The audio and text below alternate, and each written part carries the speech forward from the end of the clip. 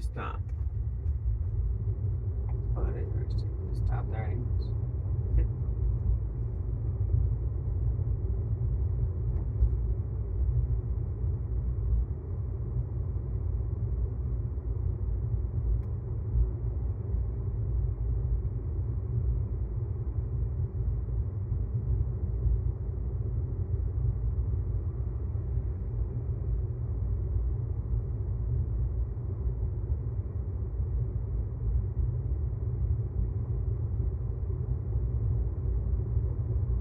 Street Motel 6 has some chargers too, but I haven't checked them out yet.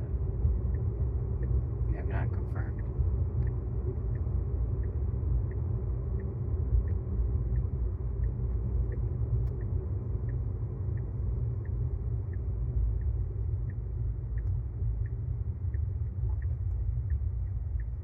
We're on the street. We got a charge here for 30 minutes.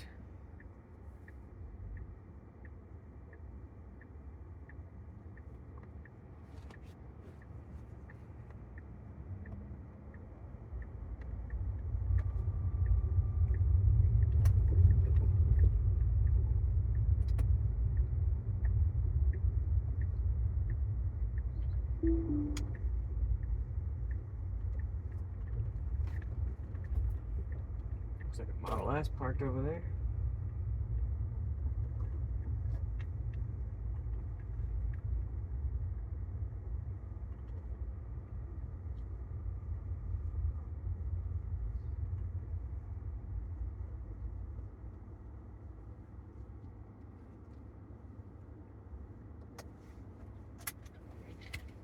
Basically zero interventions other than going slow.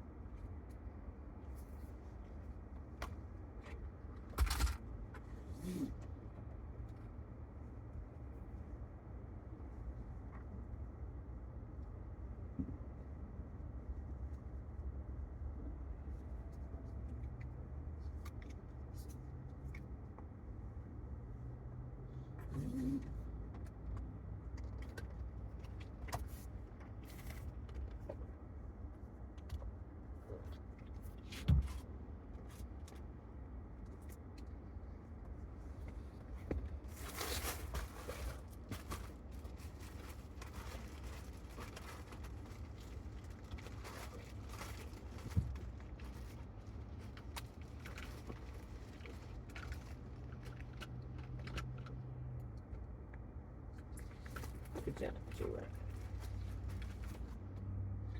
Now where's the keys at? Ta-da!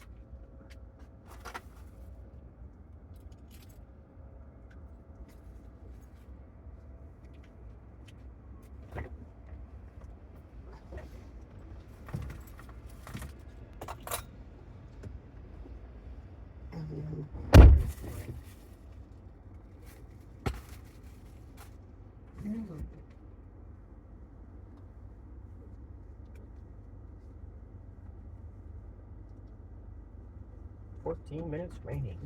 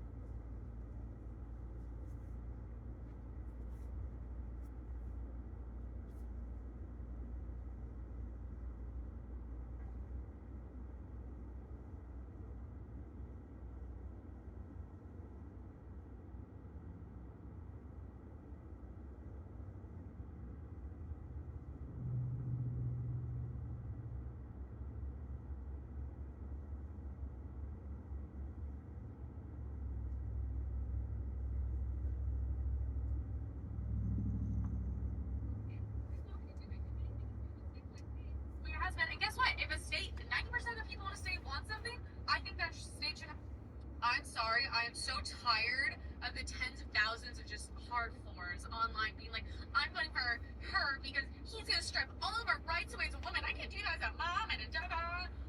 What rights, babe? What rights? He was already president, and how many rights did you lose? 0. He's trying to protect women's rights. What do you think it is when we have men in women's sports? We have men in our personal spaces. What do you think it is when dangerous men come over the border? That's what protecting women and children is. Oh, he already said he's not going to do a nationwide abortion ban. He's not going to do it. If anything, it's going to be state by state, the way it has been. And guess what? If a state, 90% of people in a state want something, I think that state should have it, even if I don't agree with it. If you don't like it, move to another state. It's very simple. Stop with the propaganda. This is why people make fun of women. Use your brain. Use your brain, babe. My name's Jonathan Howard. I'm a member of the 4 State Guard Special Missions Unit. And I'm also up here with Aerial Recovery, a nonprofit. I came up here on Sunday.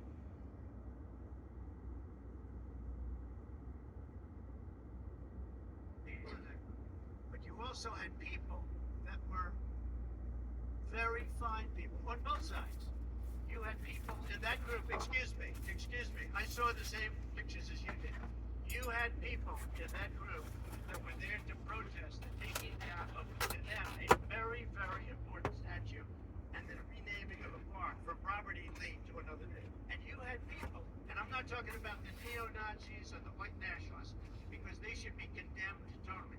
But you had many people in that group other than neo-Nazis and white nationalists. Okay? My name's Jonathan Howard. I'm a member of the 4 State Guard Special Missions Unit. And I'm also up here with Aerial Recovery, a nonprofit. I came up here on Sunday with Aerial Recovery before we even got activated. We flew up here and then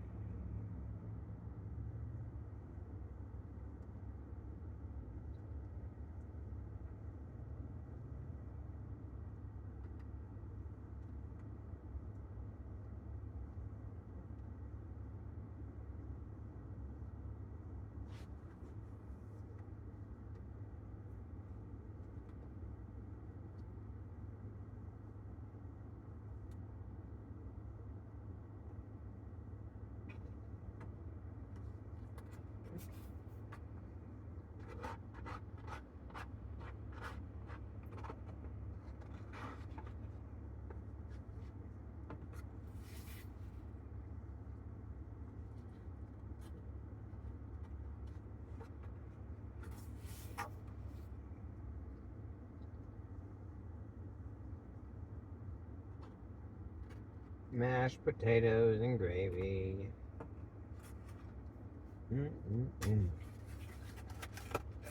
High in potassium.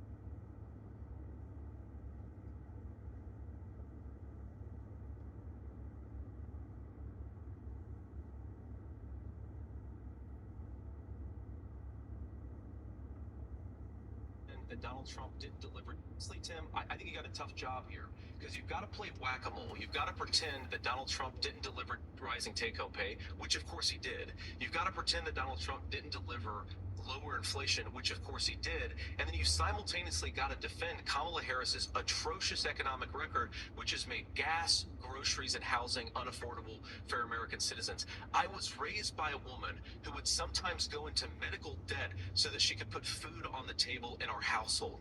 I know what it's like to not be able to afford the things that you need to afford. We can do so much better. To all of you watching, we can get back to an America that's affordable again. We just got to get back to common sense economic principles. Tim?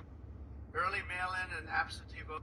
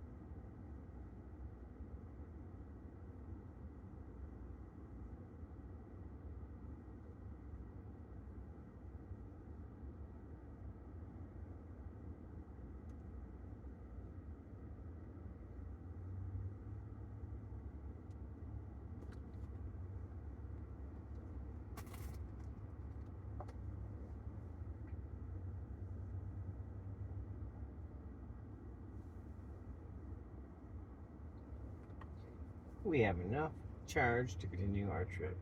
It's 11:52.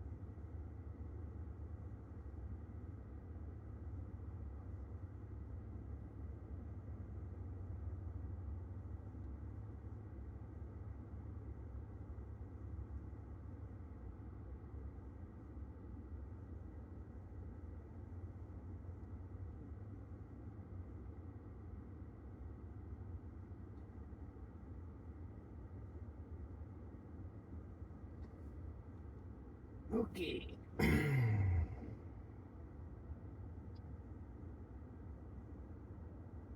I want to hit at least 90%.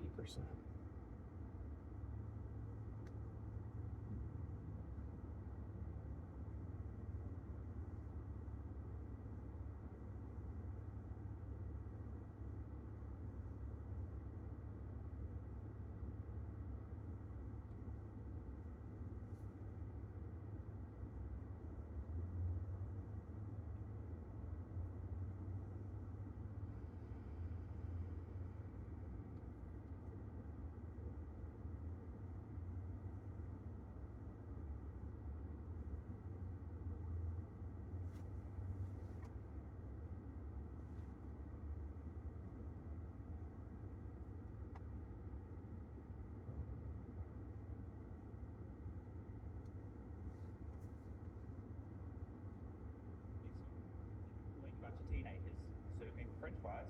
You got a robot doing your job. Recently, after a devastating hurricane, Kamala Harris took the time to stage a photo and continue raising funds for her presidential campaign. Joe Biden was making phone calls between naps on the beach, and Orange Man Dale was literally on the ground in the devastated areas, having spoken to Elon Musk about Starlink. Let's have a quick listen. Communication, they don't have anything right now. We're trying to, I just spoke to Elon, I'm getting him, we want to get the Starlink hooked up because they have no communication whatsoever. And Elon will always come through, we know that. And so we're working on that, getting them hooked up. They asked me whether or not that would be possible. We're going to try and get the Starlink in there as soon as possible because they have no communication. And throughout the region, our hearts are with you and We are going to be with you as long as you need it. It's called an hour of need. You're in our prayers, and we pray to God. And throughout this the long weeks that lay ahead, you're going to have a lot of work. But the end result is it's going to be good. We just wish so many people weren't so badly hurt, and in many cases, sadly, no longer with us. So just take a moment, folks. Donald Trump right now, in this clip, on the ground in areas devastated by the recent hurricane, bringing in gasoline, clean water, supplies, food, and on the phone to Elon Musk, organising Starlink communications to get people connected and back in communication. The first politician on the ground, not the active president, not the vice president, Orange Man bad. Well, we have an update. But let me begin by sending our love to every family that has been affected by the Hurricane Helene. I witnessed the damage firsthand yesterday in Georgia, and as you know, North Carolina was just devastated. We couldn't get in. They don't have communication. They don't have anything. Towns were flooded. Asheville is, as you know, totally underwater, big place. Massive numbers of lives were lost yesterday, the day before yesterday, and we're still counting. And a lot of missing people. The people living in western North Carolina, incredible patriots. They really are. I know that area well. And they're still suffering immensely, and we need to help them, and we are going to help them as citizens in Alabama, Tennessee, Virginia, and a couple of other places got a little hit.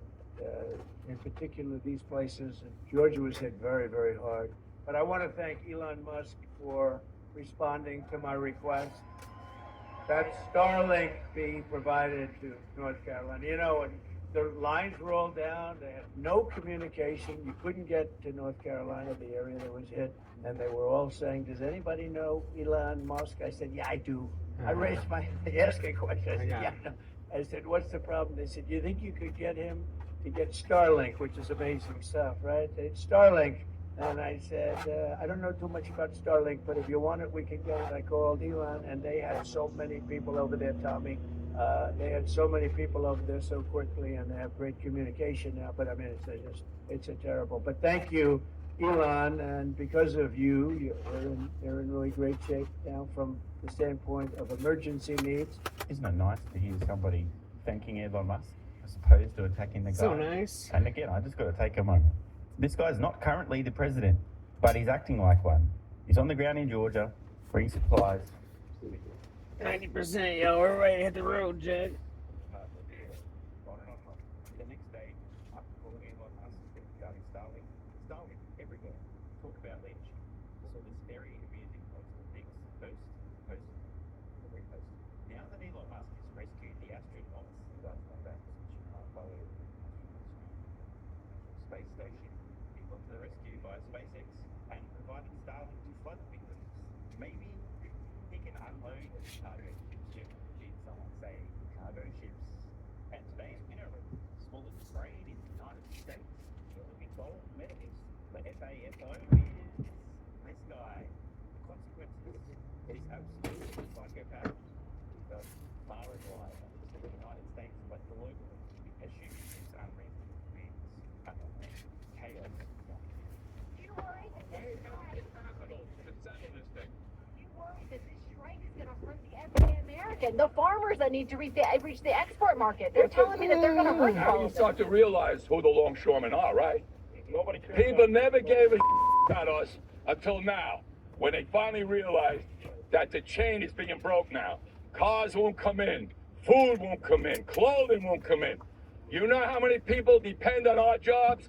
Half the world. And it's time for them, and time for Washington to put so much pressure on them to take care of us, because we took care of them, and we're here 135 years and brought them where they are today, and they don't want to share. Do you worry that So in case you haven't heard or don't realise, this guy representing a union of people who work in shipping ports, you know, the goods that come into the United States. Yeah, all right. So this is going to go down as an all-time example of fucking around and finding out. This utterly brain-dead moron is probably going to one-up the utterly inept UAW president Sean Zero IQ Fain, who recently encouraged UAW, United Auto Workers Union members, to strike and demand unreasonable and financially catastrophic. And you know what happened which I predicted at the time was going to happen. Minimal lane You can changes. check the receipts on X. As a result, almost immediately, plants were shut down, huge layoffs among automotive companies. Why? Well, they couldn't afford these unreasonable compensation increases, so they just had to fire employees. And I asked at the time, you know what's better than a massive unsustainable pay increase? Demanding more than you can get paid. You know what's even better than that? Demanding an unsustainable increase in your compensation, and because your employer can't afford it, instead of getting a 10, 20, 30, 40% increase in compensation, you get a 100% decrease because you get fired, you moron. So what's going to happen here is this dickhead claiming to have the best interests Come on, of baby. the union members at these Let's do shipping it. ports at heart is going to put the ball out of jobs because their jobs will be automated away. This is how shit works. Let's say you happen to, I don't know, pick a random example, hypothetical totally. Let's say California decided to massively increase the minimum wage. You know what happens? Fast food restaurants like McDonald's, the very first step on the ladder of the global marketplace, add more value, you climb up the ladder, you get paid more. The very first step on the ladder in which inept people-face teenagers start to learn some skills and become more valuable, it disappears because these companies are like, oh, what? We can't fucking pay that. Let's just automate it. Next minute, instead of employing a bunch of teenagers Next serving minute. French fries, you got a robot doing their job. These idiots have no idea what's around the corner. The smiles ain't gonna last, believe me. Oh, what do we have here? Harold Daggett, president. Oh, is this the compensation from the very same guy we've just heard demanding more for the workers? 2021, the dude brought in over $700,000 US. Hey, not bad. The gross salary, by the way, alone almost $600K and a little bit of additional benefits on top. Tell you what, not bad. Now, I have no idea how long this is going to take to play out, but if workers at shipping ports in the United States are striking or below capacity, the shocks to supply chain and the price of goods is going to be catastrophic. And although I don't personally work in Tesla's supply chain and logistics, I do know that Tesla does not in fact make literally 100% of the parts and components in their products in-house. The effects of this strike will be felt far and wide, including by Tesla. I just wanted to highlight one of the key quotes here from this dipshit, which is heard from. Quote, we are prepared to fight as long as necessary to stay out on strike for whatever period of time it takes to get the wages and labor protections against automation. Our members deserve. Stupid. You know what's going to happen. These dumb fucks are going to get put out of a job due to automation, which we now fast track because of the unsustainable demand. Check this out. Demanding massive wage increases. You know what's going to happen, right? You can't afford that. Let's just automate these fucks out of a job. It's going to be an incredible example of fucking finding out. Seth Dillon of the Battle Being and this commentary.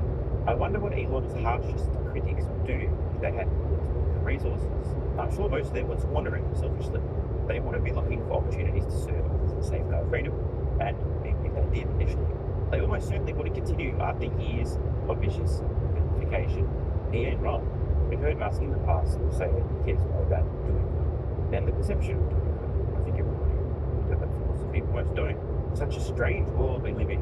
In a moment, read this article from the Hill. Just check out the headline. As Musk lifts humanity, the left brands him as public enemy number 2. By the way, no lies detected. It's insane. Just think about how crazy this is. You know who public enemy number 1 is, right? Orange Man Bad. Guy who also cares more about doing good than the perception of good.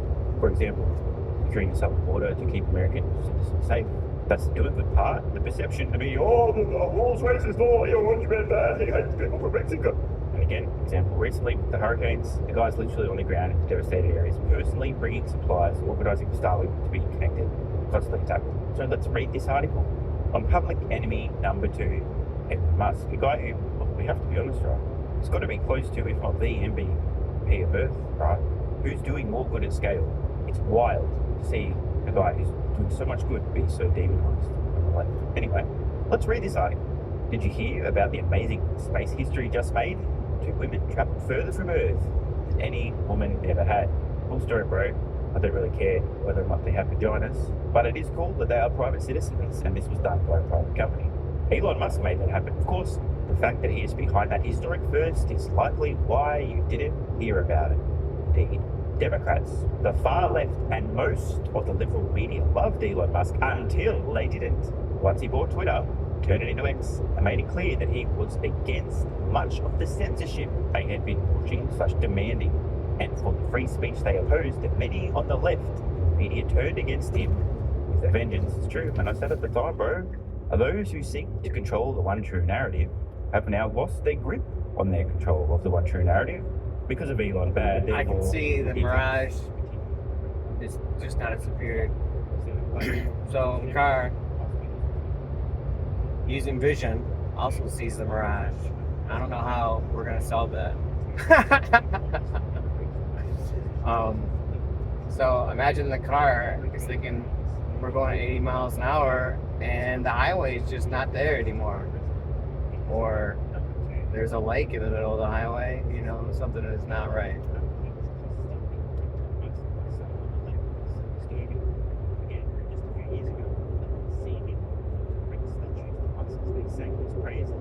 Those of his companies, Tesla and SpaceX, now aside from hurling ugly majorities at him. Many on the left also want to cancel SpaceX, Tesla, the hated eggs, and even arrest Musk. And by the way, this is not a joke, but there have been calls from total leftards to actually arrest Musk. 2 years ago, I put out a book titled 56 Liberty Lessons.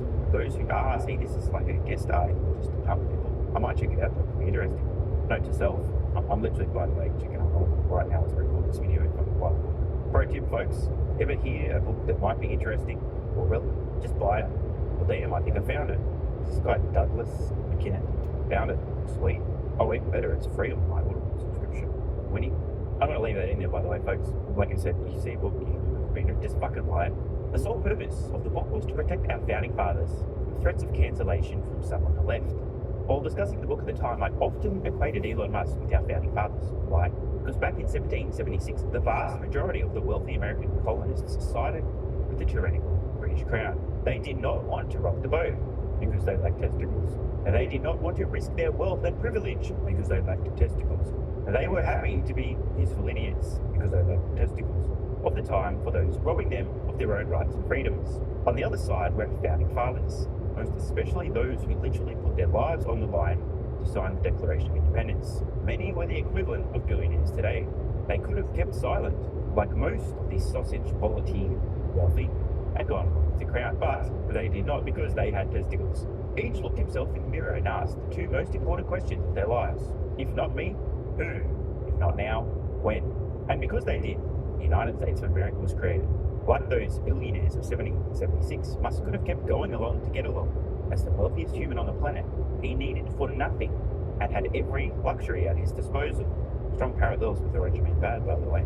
He could just be playing golf and relaxing on the beach instead of getting shot at and attacked and vilified.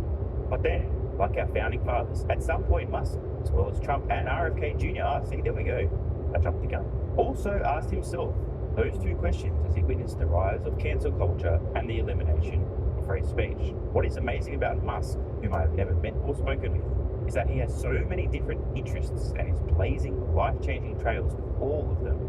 As he fights to protect free speech, he is also desperately trying to figure out a way to move humans off the planet in a permanent way to save humanity. Well, to clarify, as a backup, to ensure that should something happen on Earth, humanity would continue. To that very quest, after NASA recently announced it was tracking a potential Earth-killing asteroid, Musk posted on X. One of these days, a large comet will hit Earth and destroy almost all life, as has happened many times in the past. Either become a spacefaring civilization or die. Now, if anyone's ever curious about the risks of asteroid impacts, if you don't know your history, you're scientifically illiterate, got no idea about any of the massive extinction events in the past, the evidence of huge impacts. You might have heard about dinosaurs, but other than that, you go, oh, that was just a one-off. Pause this video, use your favorite search engine, and search for a high-resolution image of the surface of the moon. You might notice something. The whole fucking thing is nothing but craters, and craters in craters, and craters in craters in craters. Why? Because shit hits the moon. You might ask, why aren't there lots of craters on Earth? The moon doesn't have a whole lot of active weather. In other words, the marks stay a lot longer on the moon. The whole thing is covered, okay? It's common over long enough time frames for massive impacts, and minor impacts happens all the time. It is only a matter of time until something with enough mass to destroy all, if not all, then most life on Earth slams into our planet. It makes a lot of sense to have a backup off Earth. Part of that drive was on spectacular display recently as SpaceX launched a 4-person civilian crew on a trailblazing mission into Earth's Van Allen radiation belts. It can't be stressed enough how jaw-dropping and incredible that mission was. Can't confirm my jaw dropped. Back in the day, I authored a book about the 12 men who walked on the moon. I worked space issues for the Pentagon, and I worked as a consultant to NASA and the Space Shuttle team. Because of that background, I followed the adventures of SpaceX since day one. This bro and I have something in common. Many folks watching this channel won't know, but the reason that I was aware of Tesla a long time ago was actually because of my interest in SpaceX. I heard about a guy who'd made some money on the internet and had blown up a rocket or two, and this fucking guy's crazy. I love him. Massive long-term space nerd. I thank my father for that interest. So I've been following SpaceX since their early Falcon days. This is how I eventually began paying major attention to Tesla. I was hearing about the guy who made some money on the internet and blowing up rockets and had succeeded with rockets, getting involved in electric vehicles and was paying attention through that lens. The article continues, I know that what Musk's SpaceX and the courageous four-person crew just accomplished is deeply significant to Musk's ultimate goal of getting humanity to Mars and beyond. This latest SpaceX launch, dubbed Polaris Dawn, set a number of firsts. It was the first all-private citizen space launch. Big deal, by the way. This was previously with stuff only a single country, multiple countries collaborating to achieve. The first commercial spacewalk, the first all-civilian spacewalk, and again, it marked the farthest any woman has ever flown in space. Beyond that, it was the farthest humanity has flown from Earth in 50 years. Elon Musk and his once-in-a-century mind is behind all that. Well, that's this is great. My eyes are always like half a sentence ahead of where I'm reading. While NASA continues to destroy itself from within with its focus on didn't earn it programs, identity politics, and climate change before all, Musk has taken the lead in space. The left can and will hate on him all they want because of his fight against their censorship for free speech and because he dared to endorse the revival of Trump. But decades and even centuries from now, I believe history will record Musk as the driving force who permanently lifted humanity into the promise and protection of space. What a fantastic article. The theme of today's video is the stark contrast between being seen as good versus actually doing good. It takes courage to do what's right, what's good, but unpopular. It takes no courage. In fact, it takes cowardice, or the opposite. Instead of actually being focused on doing good and what's right, instead, active ways that you believe give people the perception you're doing good.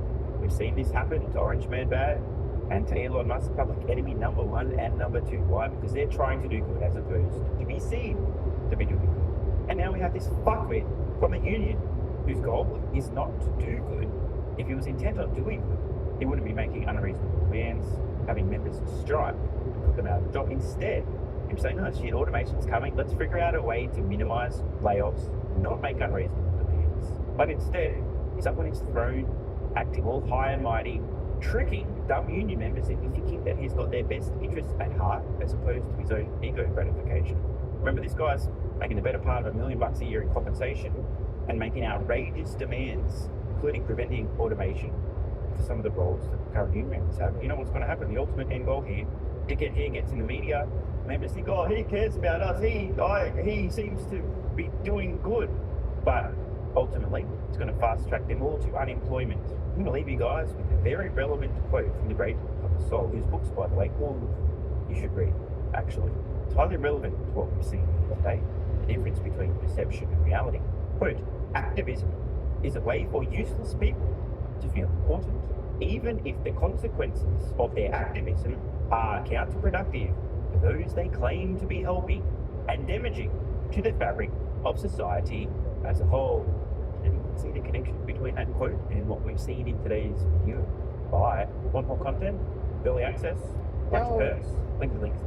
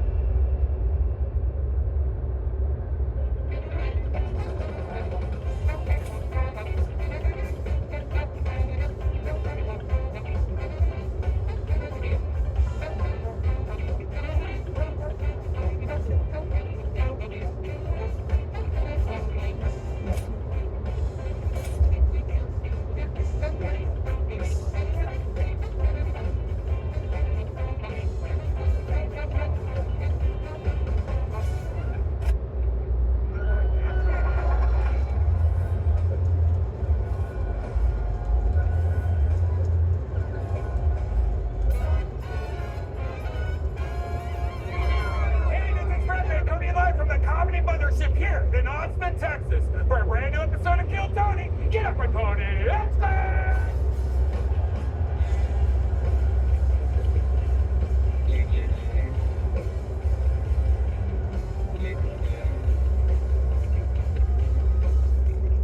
Who's ready for the best fucking night of their lives? Yeah!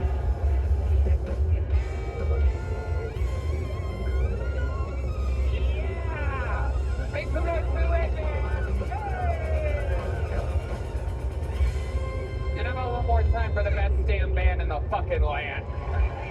Jesus Christ almighty, if you guys don't know what goes on here in the pre-shows, it is truly the live music capital of the fucking world, and we flex on. Have you guys ever heard music like that in your fucking lives? Make some noise for Groove Line Horns down here, crushing.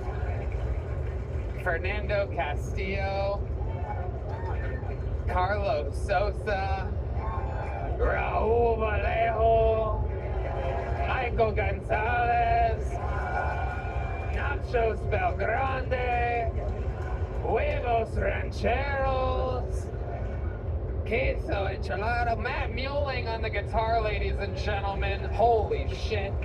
John B's the leader of it all back here. D Madness on the bass guitar. And you guys, sorry, you guys didn't get to see her on the show, but how about one more time for the lovely Summer, everybody? Solstice?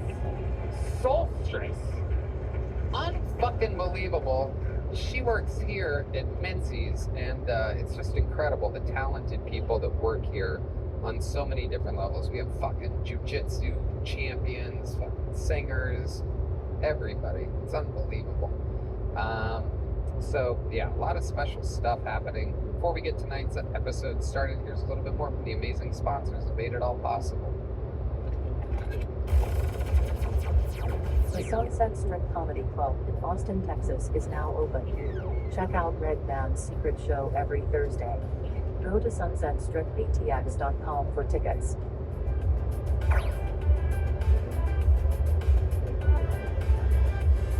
Are you guys ready to start the fucking show or what? You are here. You are the lucky ones that were able to be here on this night, just like every other episode I book. Sometimes 2, sometimes 3, and on very special nights, just one of the very best comedians in the world. This is one of those nights where I love this guest so much that I like to let the show breathe. I like to be able to fucking sit back and let me and the guest and Red Band's wacky soundboard fucking do some work and really drive home the backbone of this show, which are the people pulled out of the bucket and the regulars that we get to watch grow. Ladies and gentlemen, tonight's guest, one of the front runners for Guest of the Year. Ladies and gentlemen, a freak of nature. This is one of those guys, much like many of you may not have known Tim Dillon before he was Tim Dillon, or Shane Gillis before he was Shane Gillis. This is one of those guys where it is a ticking time bomb. If you don't know, the rest of the world will know. This is one of the best stand-up comedians in the fucking world. Ladies and gentlemen, I present to you the great and powerful Sam Talent. Oh yeah, baby. Oh yeah. He is here. He's back. Let's fucking go. This is where the magic happens. Absolutely. We're gonna have some goddamn fun tonight. 263 people have signed up for the show. Sam, how are you? Welcome back. I mean, I'm a bit misty-eyed, honestly. That was such a nice intro, and these people, that fucking Kill Tony fan base has changed my life. Yeah. You guys buy tickets and you come to the shows, and I'm just so grateful to be a part of this community. Sorry, I'm opening sincerely. That's not why you're here. That's good. Let me be vulnerable immediately. Yes. That's a key to success here at Kill Tony. But yeah, I mean, I was in Rome, I was in Amsterdam, I was in Dublin, man. Where do people get tickets for your shows? SamTalent.com. SamTalent.com, Yeah. with 2 L's in that talent. Yeah. By the way, I forgot to mention this episode is brought to you by Squarespace, Talkspace, Game Time, Shopify, and ZipRecruiter. Ka-ching, ka-ching, ka-ching, ka-ching. 260 people signed up for tonight's episode. This bucket is absolutely filled. I mean, this is thick and girthy. I don't know if you guys see this fucking shit. And I always do that, but you can't really tell. There's so many in there. I like to get down and in and Take it out. I do. I like to fucking see if I can fucking make it squirt. You should look the bucket in the eye if you're going that deep on it. Yeah, it's a nasty little bitch of a bucket.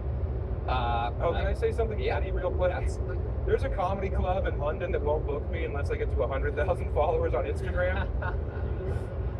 So if you motherfuckers could follow me on Instagram, @SamTalent, so that I can not work that club once I've achieved that goal, that would be... Oh, yeah. That would be huge, all right? You're a theater act now, Sam. Well, plenty of tickets available in Bridgeport, Connecticut. Well. Yeah. You could look back at the highlight reel of times that I've talked about Connecticut on the show and see that almost nobody can sell tickets in Connecticut unless you are literally a retarded retard, in which case that's my issue. They're like, this guy is like us. I'm gonna go see the retarded retard because I live in Connecticut, truly the most garbage place in America. It's unbelievable. My advice, just don't perform in Connecticut. Make them drive, wait, and then make them drive to Madison Square Garden. That's what I do. Yeah. Well, I won't be doing Madison Square Garden anytime soon. So please make the drive to Bridgeport. They added a Thursday, so that's insane. They're like, hey, no one's coming to Friday and Saturday. Why don't you come in a day early? So, thank you all. Congrats on MSG, guys. That's a big moment. Thank you. Yeah.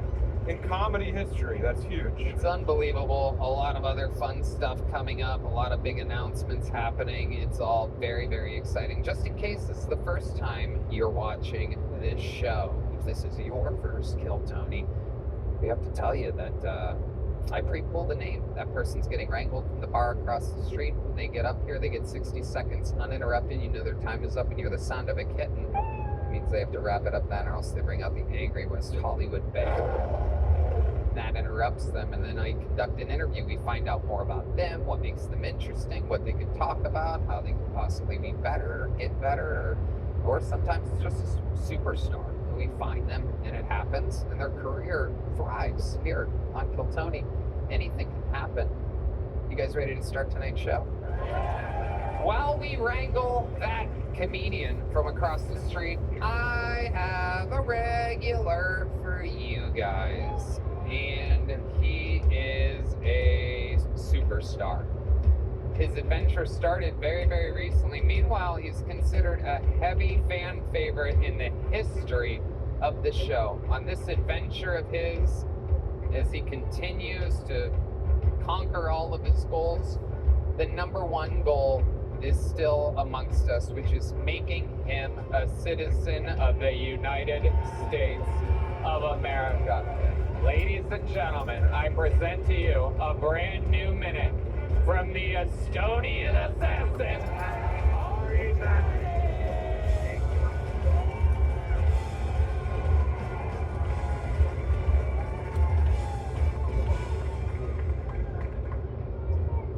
I love you too. I love Texas. I love it. I do have to say one thing as a European though. Open carry is fucking bananas. I've never seen so many guns in the wild before. Everybody's got guns here. I went to like Whole Foods, saw a mother with a gun, just 2 kids and a gun. And you could see these kids listen. You can tell these kids go to bed by 10 p.m. or there's gonna be a homeschool shooting. I could never have a gun. I'm a psycho. I could never walk around with the ultimate argument finisher, Every interaction I'm in would escalate. I would be at the McDonald's like, oh, the ice cream machine is off! Turn it on! Thank you. And that is how it's done. Superstar Ari Maddie has done it again. Hey, somebody has your merch, Sam. That's crazy, huh? Yeah, I know. Get it on @SamTown on Instagram. Are we playing tennis on a yacht today, Ari? That is well, usually you have shorts on too, so I figured I'll do a little thing. But now this motherfucker long pants. Fuck. So first you're stealing my job, and now my look? I do know I look fucking nautical today. Look at that It is. thing. Speaking of nautical, look at the fucking compass on this fucking guy. That thing's pointing north, south, east, and west. Holy shit, I don't know which direction. What? Oh, don't touch it like that, Ari. Oh my god. Oh, Jesus. What? I see your Estonias. Oh my goodness. I see your Latvia and your Lithuania. Holy shit, looks like a goddamn vodka bottle in there. My goodness. I don't actually, my dick is like, but I have huge balls. Yeah, you got those Ari fatties. Like you might think it's big, but you don't know it's 80% balls. My dick looks like it's on a beanbag. You're so European, you literally have soccer balls. Incredible. That is the total package you have there. My eyes are up here, Tony. I'm sorry, I'm still thinking of dick jokes. It is incredible. It is amazing. What do you think? Oh, shit. Look out. That Latino guy will get you pregnant. You keep putting things like that. That's what they do. Why are you saying no? Oh, he's black? Is that what he told you? All right. He's an illegal immigrant. Hey, I'm African American. I swear to God, no, I'm black, no. Don't do a those trace of me. I mean 23andMe. Oh wait, that's not the genetic one. Trumpet guy getting involved. The Mexicans woke up, I guess. The Mexicans are always excited to claim one of their own over there. What do you guys think? He look black to you? Okay, Gonzalez says no. Carlos Sosa gives a shaky hand. Fernando Castillo. Raul Vallejo says hard no. I mean, that is a hard no. I'll say it. You look black. What do you do for work, sir? A what? He's British. Oh. I'm a fucking producer. I'm a producer. Yeah, so black. I'm a producer. Oh, hello. Welcome to another episode of Black British Guy. I'm a producer here. I secured seats to the front row of the show. I'm just like any other black guy, hanging out with a Mexican woman, looking Mexican. You're black too? You guys get are the all fuck- fucking. you're not What is going on? What is this? The Kamala Harris section? You guys are not black. You're not black. You're not black. You're not black. Welcome to Kill Tony. Oh. This is Kill Tony. All right. We're gonna check in with John Dees, our senior black correspondent here. Yeah, thanks for asking me first. You should ask me questions. Welcome to another episode of How Black Are You? They both just covered up their faces like that, by the way. Whoa, I didn't see her fingernails. She is black. Whoa! That is true. That is a black woman. I'm starting to see it now. I'm starting to see it. Ari, put that microphone up to the gentleman's face. What's your name, sir? Quincy. My name's Quincy. Hello. Oh, I'm from the mean streets of Abbey Road. Oh, Oh, toodaloo, and hooty hoo. Oh, I'm so black. All right. What are you producing, Quincy? Music. Okay, what kind of music? Rap music. Oh, produce rap music. Hello. Oh, you've heard of the Black Beatles, perhaps? Song by Ray Strummond. The rhythm of the street speaks to me, isn't it? Perhaps you've heard some of my songs, Queen Cooter. What? Do you do any of the rapping? No, just the music. No, you just do the background music. Okay. How can we find some of your music? Can we? It's on Spotify. It's on Spotify. Spotify? It's all fucking Spotify. Oh, yes. How can we find it? You're about to blow the fuck up right now, whether you want to or not. Type in, put in, what kind of producer are you? What's the name? Yeah. I'm thinking of a song. Put in Burning. Burning is called GRM. Yeah, Burning. GRM, Burning? Yeah, that's what it's on. GRM. You sound really excited for this. Red Man doesn't know how to spell GRM, so it's just going to be a second here. You can spell Gravy. No, I don't think there's a G in it.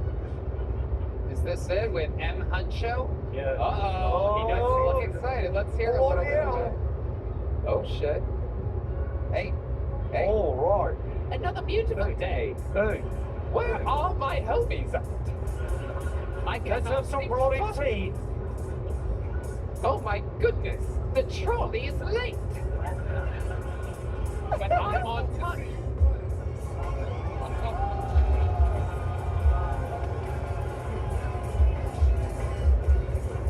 Hey, hey, hey.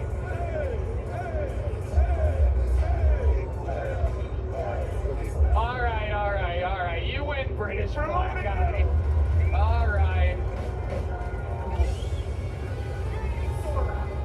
It's a crazy show. Sometimes you can make it big from the front row at this fucking show.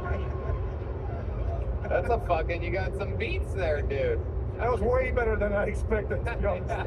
Holy shit. I like how it started Chinese. We really cannot put a finger on this guy's race. No. It's like, Hey, keep him guessing, brother. All right. amazing stuff. What a shit. What a way to get it started. Ari, you are the fucking man. Thank you so What much. can I say? Thank you, Jumper. I cannot wait to see it happen. We are one election away from Ari Maddie becoming an American citizen. I'm positive of it. Oh, it's the lovely Heidi. All right, and so it begins. We move on to the bucket. This is where we find our next, it could be, anything can happen here. It's where we found all of our regulars. It's where we found every golden ticket winner that's ever been on this show. Sometimes it's a crazy person. Sometimes it's a person that's been doing it a long time that buckles under the pressure. Oh, yeah. Sometimes it's someone that's brand new that thrives. Anything can happen. Ladies and gentlemen, your first bucket pull tonight with 60 seconds uninterrupted goes by the name of Tom Feedback. Here we go. Tom Feedback. What's up, guys? I have a girlfriend. We've been trying to spice up our sex life a little bit recently. You know, like the other day, she gave me Roadhead. Yeah, and that's a great time until the Uber driver kicks you out. That is not a good time. I'm poor. I think I did the poorest thing you can do recently, and that's donate plasma. That has to be the brokest shit you could do. Whenever you go to donate plasma, they always make you do this questionnaire, and all the questionnaire wants to know is if you're gay. That's the entire first question. Have you had sex with a man? I'm like, no. Next one was, have you had sex with a man even once? I'm like, that's the same exact question. And then they give you one to like throw you off the scent a little bit. You know, they're like, have you eaten today? I'm like, yeah, I ate. They're like, yeah, pretty hungry after sucking on that cock, huh? I'm like, no, just here for my $40, dude. Just. They have signs in that place. They'll say something like, today you saved a life. I don't give a fuck about saving someone's life. Like, you could literally tell me what you do with my plasma is you take it and make nuclear bombs with it. I'd be like, you said $40, right? You said 40? Fucking killed, dude. Fucking. All right, guys, that's everything. Thank you. Tom feedback. Tommy. What's up, Tony? How you doing, Sam? Solid 60 seconds. Says it's your first time on the show? It's my second time on the show. Okay, Yeah. awesome. How long you been on stand-up? Almost 4 years now. 4 years. Where at? Chicago. And now you live here. Yeah, I've been here. Yeah.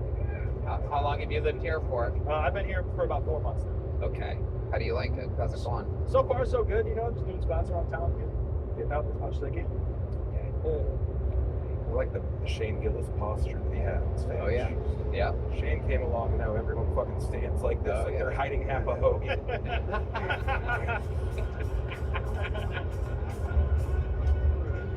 It's so true. Every white kid you see do stand up now, then they do hand behind the back, which no one's ever done that's a human being before. Yeah. Well, this is an insane way to stand, but hey, man, it's okay. I was a big John Panette guy, so that's why I'm morbidly obese. I'm a hand behind the back guy. I didn't realize that was I've never had anyone make fun of it before. Well, yeah, no one's brave, you know. You guys are kingmakers, but you're my friends now, so that's on you. The double-handed thing I have noticed recently, it is a thing. It is a New York, Chicago thing. It's No like doubt you're about trying it. to smuggle a Bud Light tall can into the movies. I love it. So, Tom, what do you do for a living?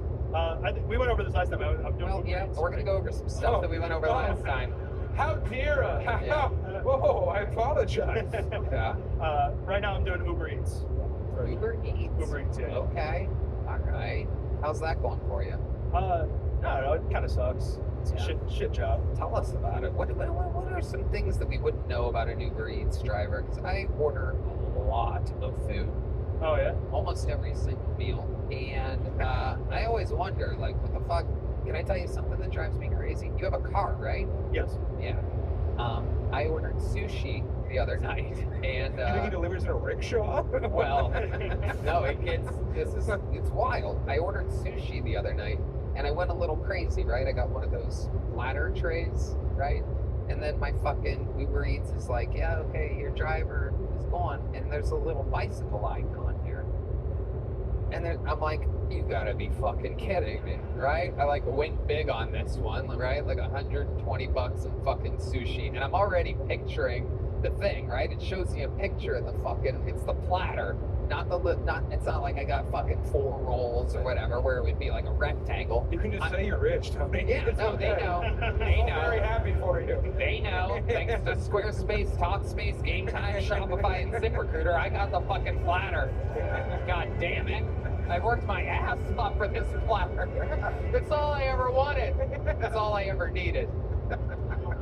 Anyway, and I see the bicycle, and I know right fucking away. I know right away. I'm like, there's no way that this bicycle has the fucking infrastructure to handle this platter. This fucking guy is gonna shove this thing in a fucking backpack long ways, and sure enough, I get it. Everything's on fucking one side. It's all smushed together.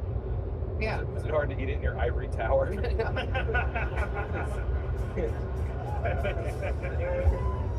Did it make it difficult for your slaves to feed it to you in bed? It was. The altitude was getting to them. They were wobbling with the chopsticks. The blindfolds didn't make it when they came over. I was so delusional, I thought that I was hanging out with a bunch of British rappers for a second. Have you seen the person walking icon yet? Where it's like your order will be there in 30 minutes. You gotta be fucking kidding It's me. happened twice. Oh my, you must have a low Uber Eats rating or something for God to punish you like that. Tom, you can say something funny as well.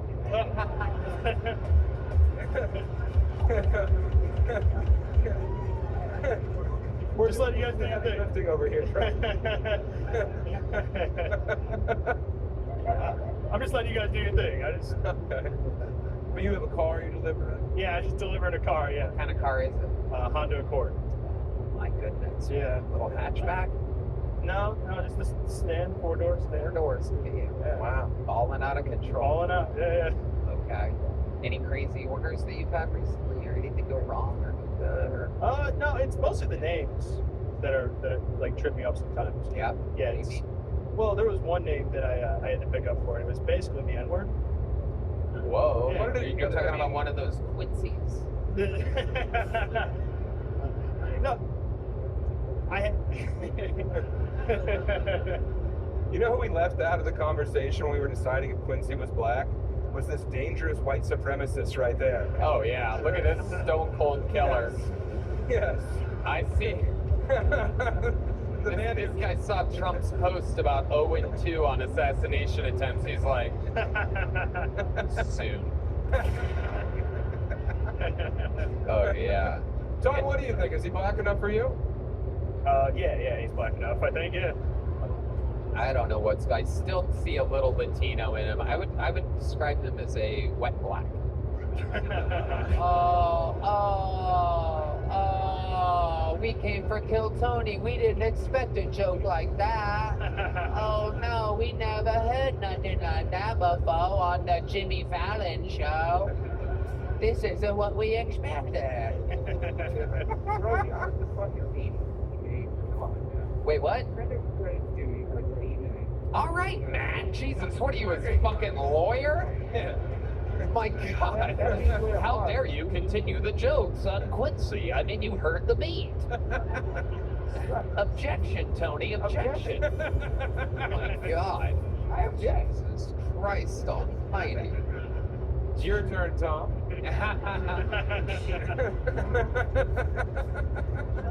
You know what? I changed my mind. I don't think he's black. I don't think he's. Whoa. What is? Oh, look how pissed Matt.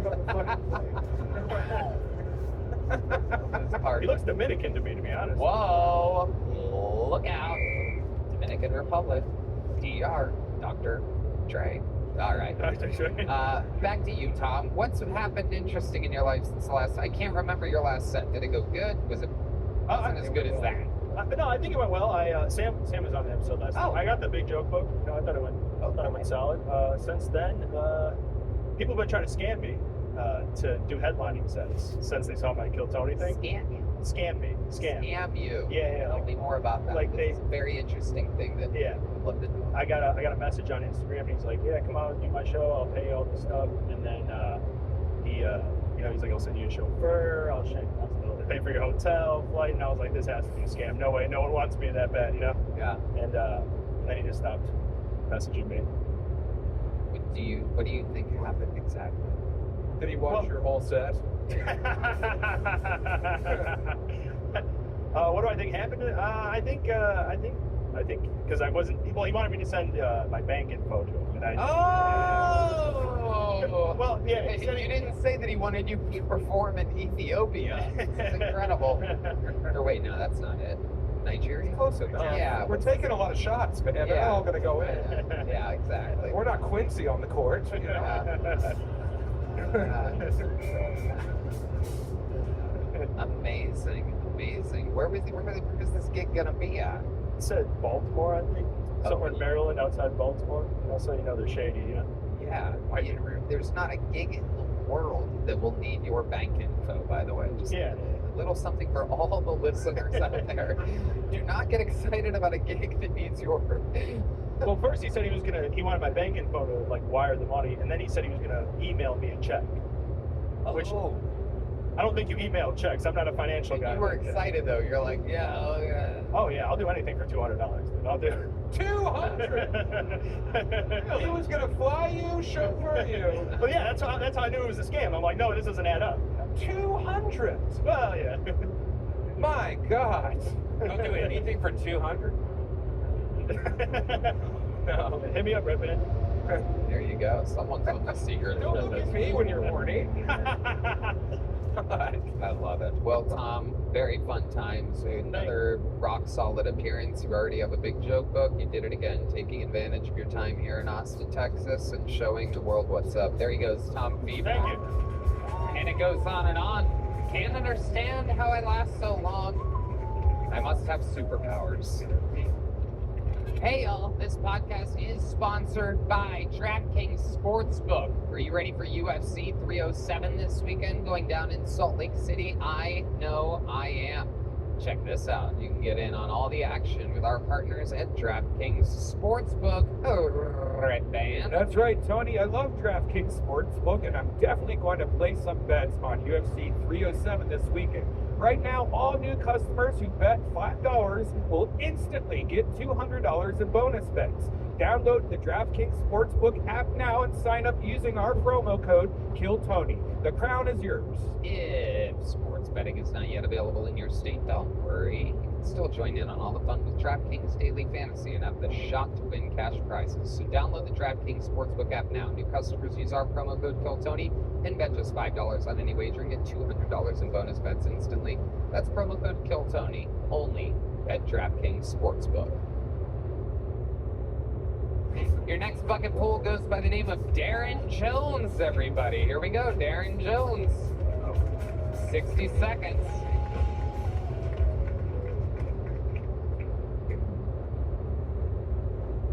Talked to Jesus last night.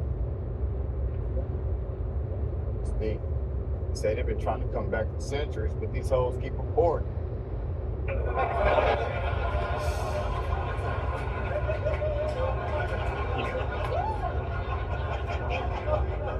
Like, goddamn, crucifixion was some shit, but them pussy vacuums. Said he tired of going through that shit, man. He'd rather just say fuck coming back. For real, like, shit deep. He said, like, niggas gonna see fire and brimstone before he have to settle for some cabin pussy. That shit ain't happening. That shit ain't happening at all. It's fucked up, man. Might not ever see the Christ again because of these hoes, man. What type of shit is that? It's gonna be damnation around this mother. My time.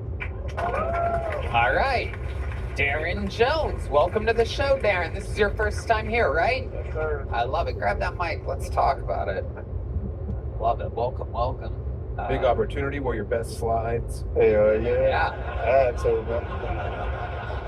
I love it. I love it.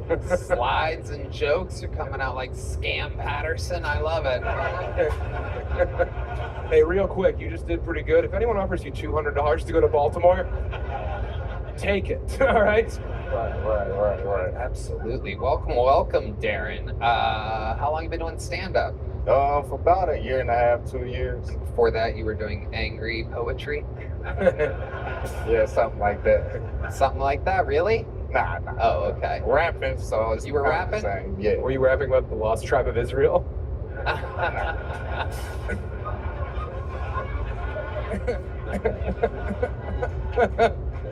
love it. Rastafari.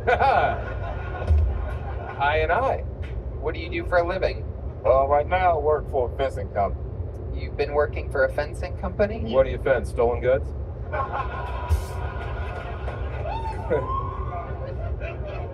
Sorry, D. It's a pun, sir.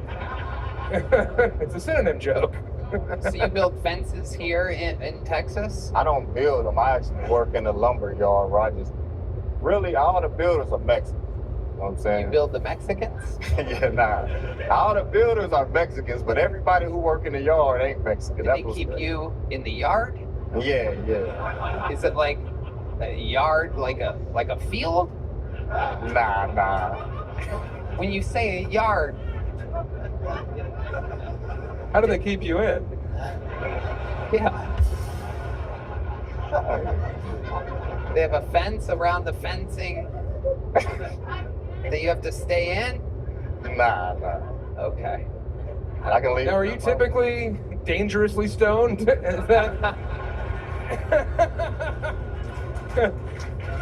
Do you usually roll around the highest man allowed by law? Because...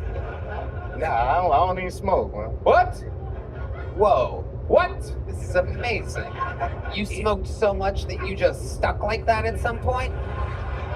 That's probably what happened. This is incredible. This is absolutely amazing. You're so chill. You're so, Irie is the term. Yeah. Yes. Yeah.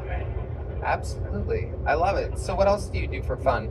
Trying to do comedy for fun though.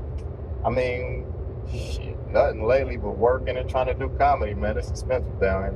I love it. I love it. You're surviving though. Yes, sir. I love it. But you rap sometimes, you said. I used to. Yeah. Yeah. If we gave you a little beat, could you give us a little example of a rap right now? Oh, yeah, I can do that. Sounds great. Tell Michael what you want there. If there's a specific type of beat or whatever, these guys can do anything. And I can go off anything. Okay, well there you go. Oh shit.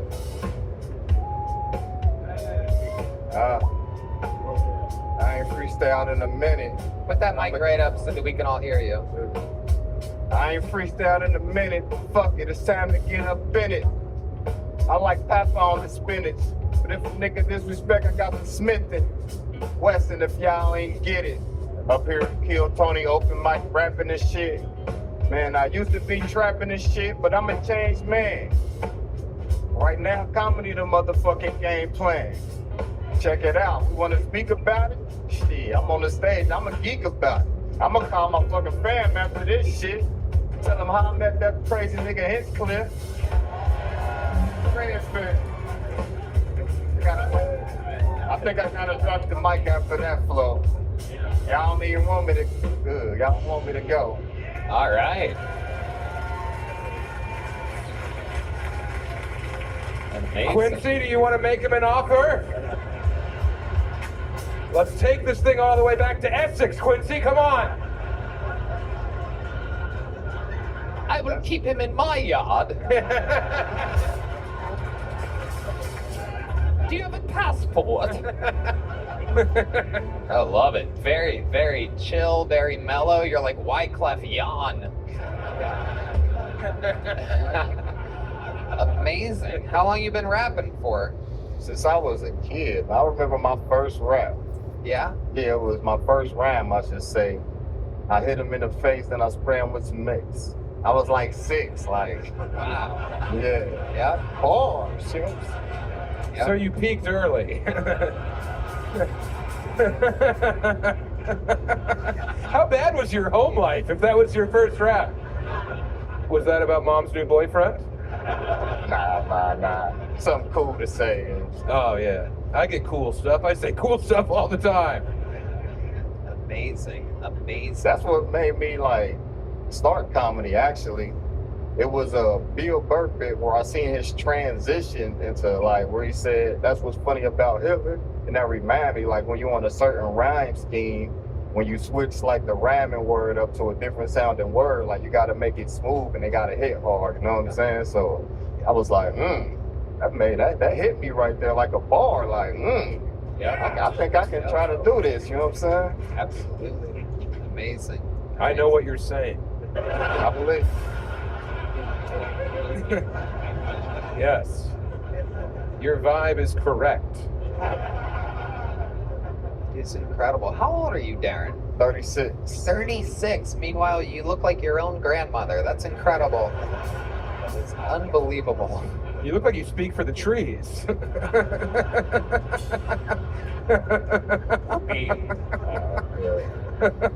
I love it. Darren, you have a love life? You've been going on dates, or you got a girl, or what's going on? Nah, I'm going through a divorce. Okay. Yeah. How long were you married? Since 2015, December. Okay. But it's great, you know what I mean? She cool, we cool. Yeah.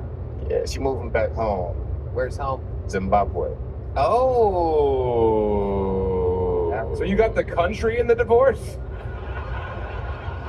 It's cheap enough. What's her name? Rudo. It means no worries.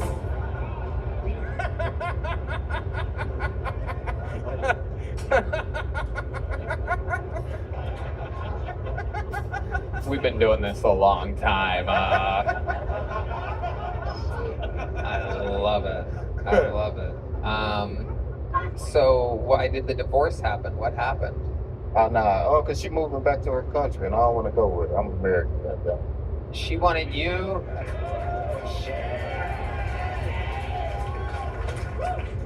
Do you miss her?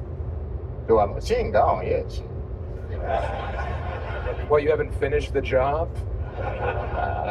When she told you that she was going back to Zimbabwe, how did she say it?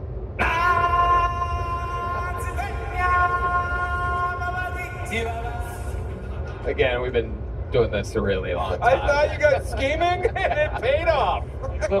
Little Jordan and Pippen shit going on over here. Fucking little pick and roll, you know what I mean? It doesn't really matter what she said. That was going to be the answer anyway.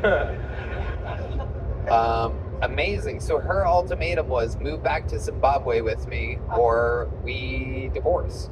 Something like that. We actually came to the decision ourselves because I told her because she wasn't fully happy. Like, wait, what? Because we came to the decision because we sat down and talked about it, and I told her, like, she said, I always said it was more chaotic over here. It was like she got her bachelor's in nursing, she still ain't happy. I'm like, just go home and see if you good over there. And it's more chaotic in here America, yes, than in Zimbabwe. Because this is, yeah. What the fuck is Zimbabwe like? That is not how I would have pictured things. I mean, to carry things on her head or something, like yeah. Baskets. What the fuck? Red Band, stick to the soundboard. Stick to the wacky sound effects, Red Band. It is truly your bread and butter.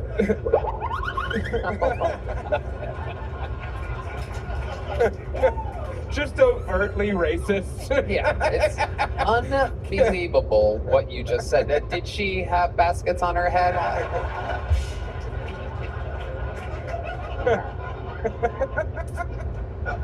Before she from Zimbabwe, like, they only got electricity from 2 a.m. to 4 a.m. Like, are you serious? Yeah, they broke as hell over there.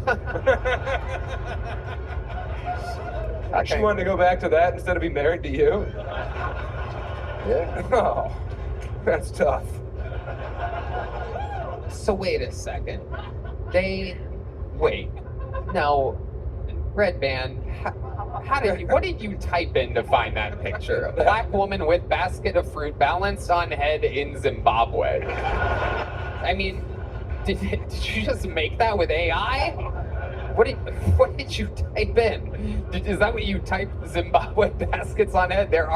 It is literally a ton of image with black people with baskets on their head. I'm actually impressed that you knew that stereotype about Zimbabwe.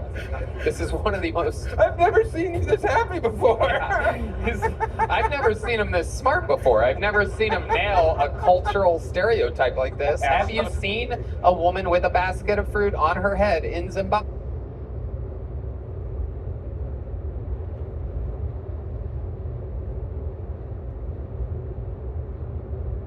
Have I seen it? Yeah. Nah. Do you think your wife has seen it? Pretty sure, yeah. Yeah, absolutely. So they really only have electricity for 2 hours in the middle of the night, so you have to like plug your phone in then and just fall asleep and like wake up with it kind of charged? Yeah, that's why I couldn't do that shit. Yeah. So why would she go through all the work of getting a degree, moving to the what we all up until now consider the greatest country in the world? What is it? Is it family that she misses? Yeah, that's mostly it, family, and it's less stressful. Right. Were you still having sex? It's been almost 10 years. Were you kind of like was it kind of slowing down a bit? I bet those slides got her wet too. Yeah. Nah, I was hitting them cheeks right, guys. You were hitting the cheeks right. Yeah. Right. And she was still giving you head like a fruit basket? Yeah. This is the stupidest show on planet Earth. I can't believe it's wildly successful. It doesn't really make any sense. Like, just giving you head like a fruit basket. Like, what other fucking, it's just unbelievable. What else are Zimbabweans known for? Is that right? Is Zimbabwe it? I'll tell you what. A runway? Yeah. Oof. Yeah. Zimbabwe has a very troubled history. Yeah. Yes. If you meet like a white guy from South Africa, you're nervous. If you meet a white guy from Zimbabwe, leave the falconry yard. All right? You got to get away. The Rhodesian army? Am I insane? Nah, you got right. Facts. Yeah. Been that. As we say. Yeah. They had the same president for like 60 years and he died. And now everybody hated him, but now they got somebody even worse than him, so they want the old nigga back. Like, That's what happens. That's what happens. Sounds like somewhere else that I kind of know of. Yeah. You want to reinstill a dictatorship? Is that what you're saying? Hey, I'm fucking down at this point.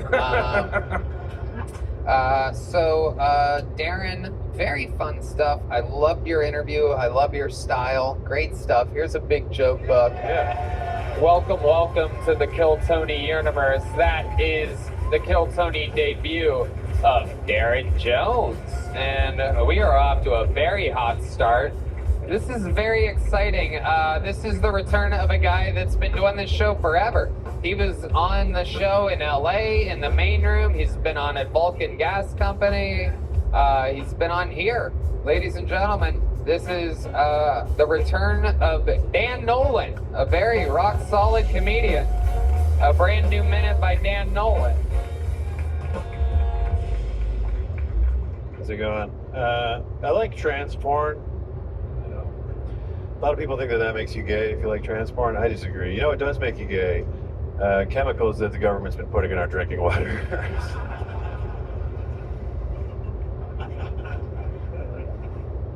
No, I don't think it's gay to like trans women. The way that I look at it, I like women so much, I don't even care if they have giant, beautiful penises. I'll suck a lady's penis. That's not gay. You guys are gay. Shut up.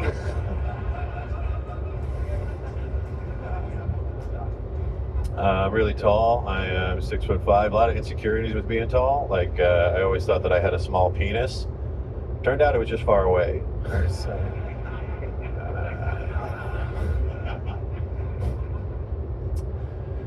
Me and my girlfriend are trying to have a baby. We're getting all the tests done and stuff. I just got my sperm tested. It was a blindfolded taste test. Almost everyone preferred Pepsi. All right, thank you guys. Unbelievable.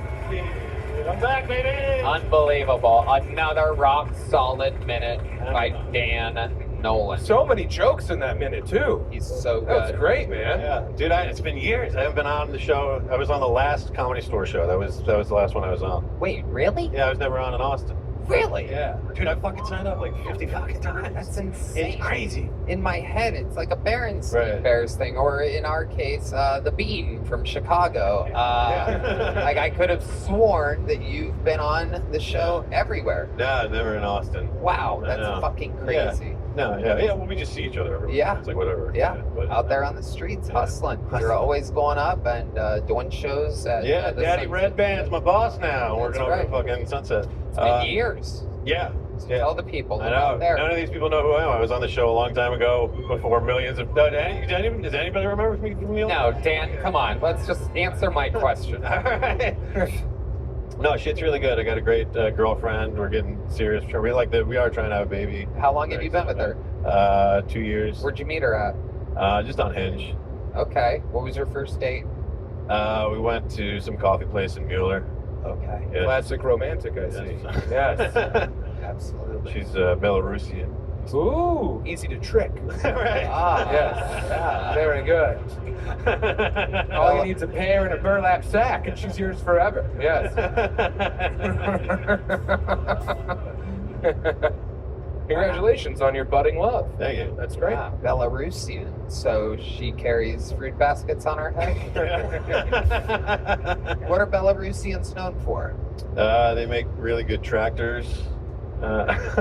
Wow. She went to the same college as Lee Harvey Oswald's wife. Okay. Wow. That's the two things that Belarus is famous for. Wow. And ballet. Oh yeah, the Bolshoi, right? Yes, they're strong on their feet. Right. Bleeding toes, these women. Yeah, she did ballet. Yes. Yeah. Amazing. So you're trying to have a baby. What are you doing to try to have a baby? What exactly are you doing?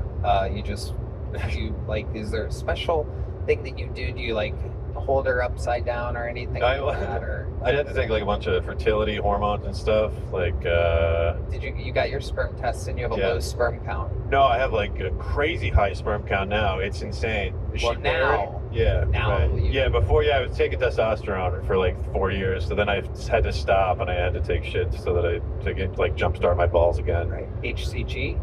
No, I was taking HCG while I was on test, and then I got off, and I'm not taking it anymore. I was taking clomiphene. What about PCP? You ever tried that? Yeah, I have not. Get wet and then get wet, you know? Well, the Belarusian soil is notoriously infertile. That's true. There's been various plagues and blights that have ruined their... It's true. You gotta fucking till the soil over and over again. Yeah. It's true. Yep. That's how you do it. Going with the spade, you know? So when you're coming inside of her, is it like, do you go all the way in and just stay all the way in, or is it more of like a keep pumping and try to shoot it in there type of thing? I've always been kind of curious because I avoid making children. I have my own. I don't know if you've met William Montgomery. I have my own children here that I'm raising.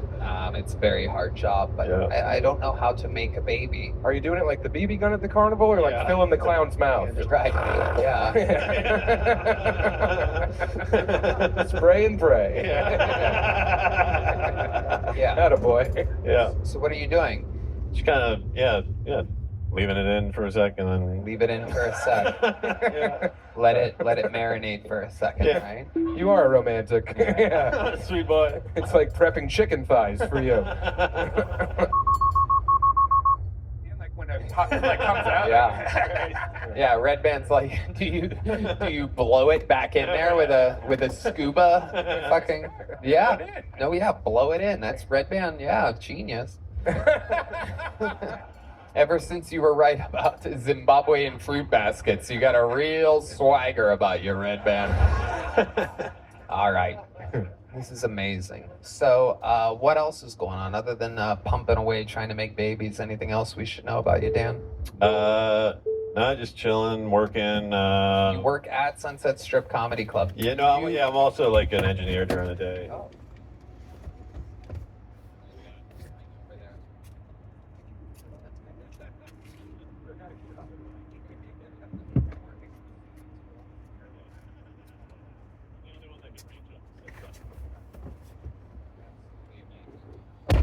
Dan, I love it. Well, the last time you were on, since it was in LA, I'm assuming you don't even have one of these. Yeah, never. Ladies and gentlemen, there you go. It's from the Great Bonsai.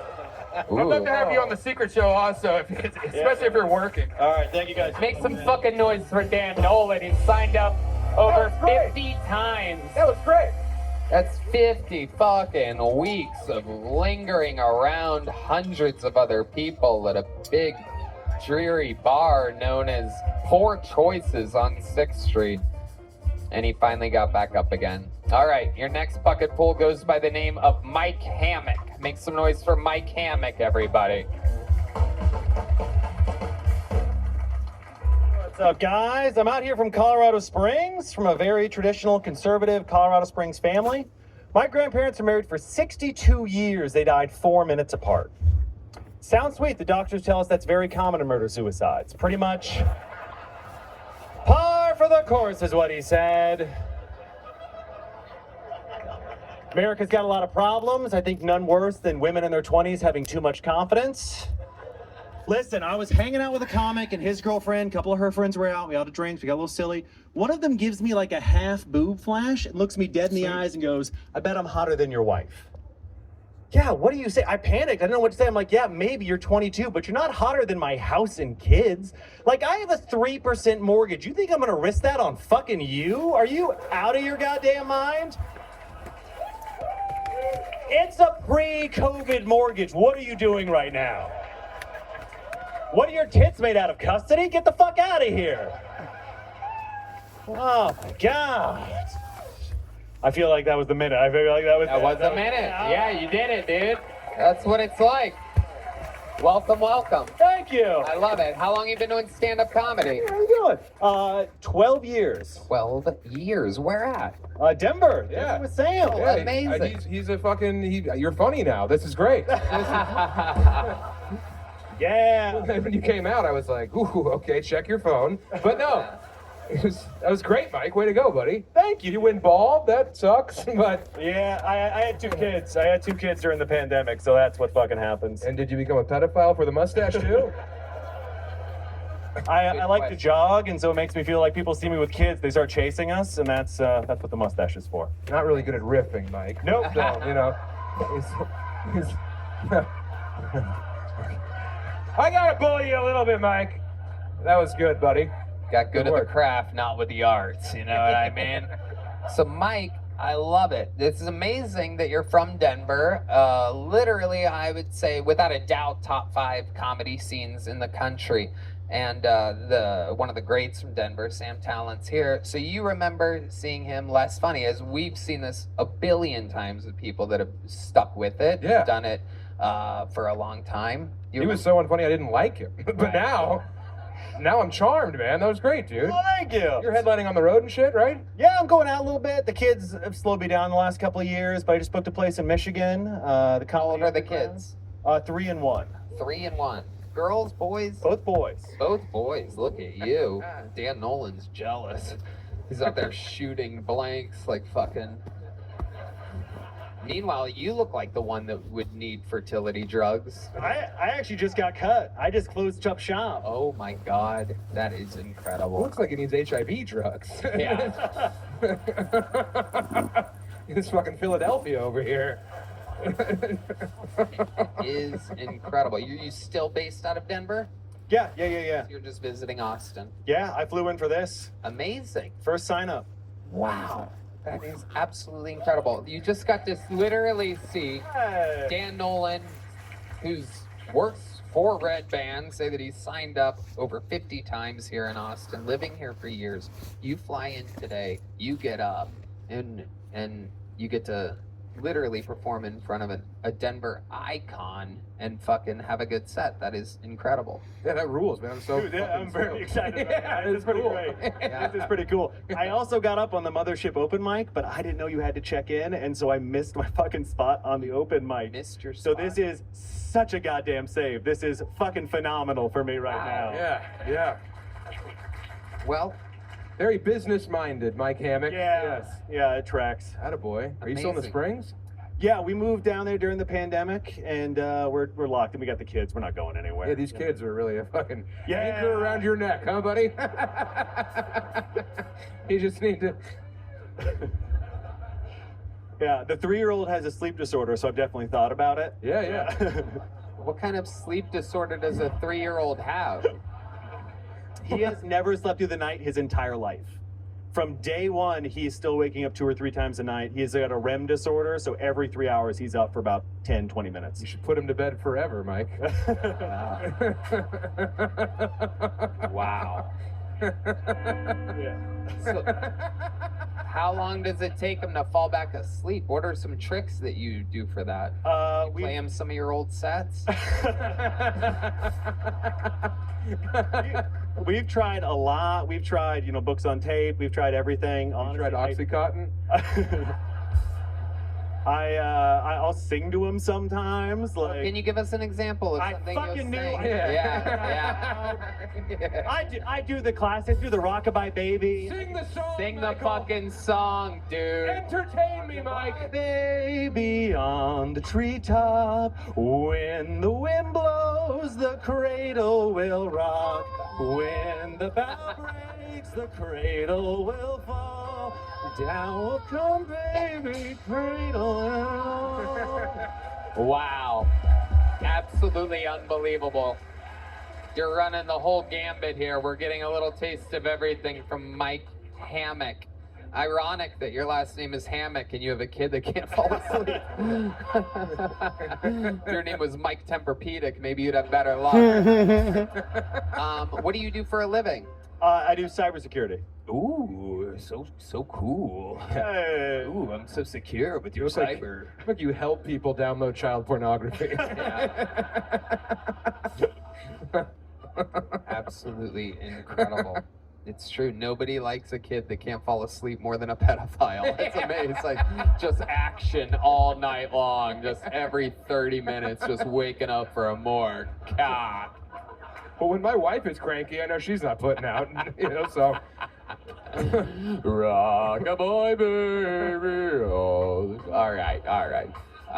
Okay, Mike, what do you do for fun? You have this 3-year-old, a 1-year-old. Other than stand-up comedy, do you have any passions? You seem like a guy that would have like a weird hobby up in the attic or something like that, like miniature houses. I like or to something. read. I like a to. train set. We're going to the fucking zoo for my birthday because that's what you do with kids. So I'm gonna go. Yeah, but not like a one-time thing. You don't have anything that you're passionate about. Oh, I like to read. I like to write. I like to write some short stories, like stuff like that. And yeah, just mostly just that. And just you hang out with the kids. They're 1 and 3. This is the best time to hang out with kids. Right. They're fun. They're interesting. They can't remember anything. They can't remember. Yeah. Yeah. So mostly it's just hang out with the kids. You know. All right. Well, how long are you in town for? I flew in Saturday and I fly out tomorrow morning, 7 a.m. Never mind. Well, I'll tell you what, though. You missed your spot upstairs, and I do have a little agreement with the great and powerful talent booker here, Adam Egget. One of the funniest human beings on planet Earth, and literally the best comedy booker in the world. Rogan hired him from the Comedy Store. Everybody moved here, and he has indeed, without a doubt, made this the greatest comedy club, the best lineups in the world. And so, as a little special treat, I figured I wrote down Mr. Spot. So why don't we escort him to the other room and get him up and to make up for that spot. So Adam Egget will see you. You'll get that spot there. No pressure, but the rest of your career depends on how that set in front of Adam goes. Dude, thank you. So keep the momentum up, fucking ride the wave, and there you go. Good luck. There he goes. Mike Hammock. Oh, Mike, here he goes. One of those, too. Booyah. See the arc I put on that? I'm a joke book throwing master. I mean, I'm just the greatest. Don't let Dan's pop-up flip thing fool you. He fucked that up. Mike hit me up to try and hop on my shows this weekend. I left him on red. So this is this is a bit embarrassing. But good guy, you know, loves his kids. Yeah, way to go, Mike. Oh my God. It's just, people will never believe how real this show is. Like a moment like that is so fucking hysterical. Yes. Come on, Red. Very funny. Then you have to face them literally in front of technically millions of people. That is amazing. We've gotten through 4 bucket pulls, ladies and gentlemen, and I think it's time for us to normally I like to bring a regular up when momentum has died out, but I'm truly running out of big joke books here tonight. I have a plethora of little ones that have not been given out, so that doesn't mean we don't get another regular. You got it. Ladies and gentlemen, I present to you one of the all-time greats of the show, a cold-blooded fucking killer. This is indeed the one and only Cam Patterson.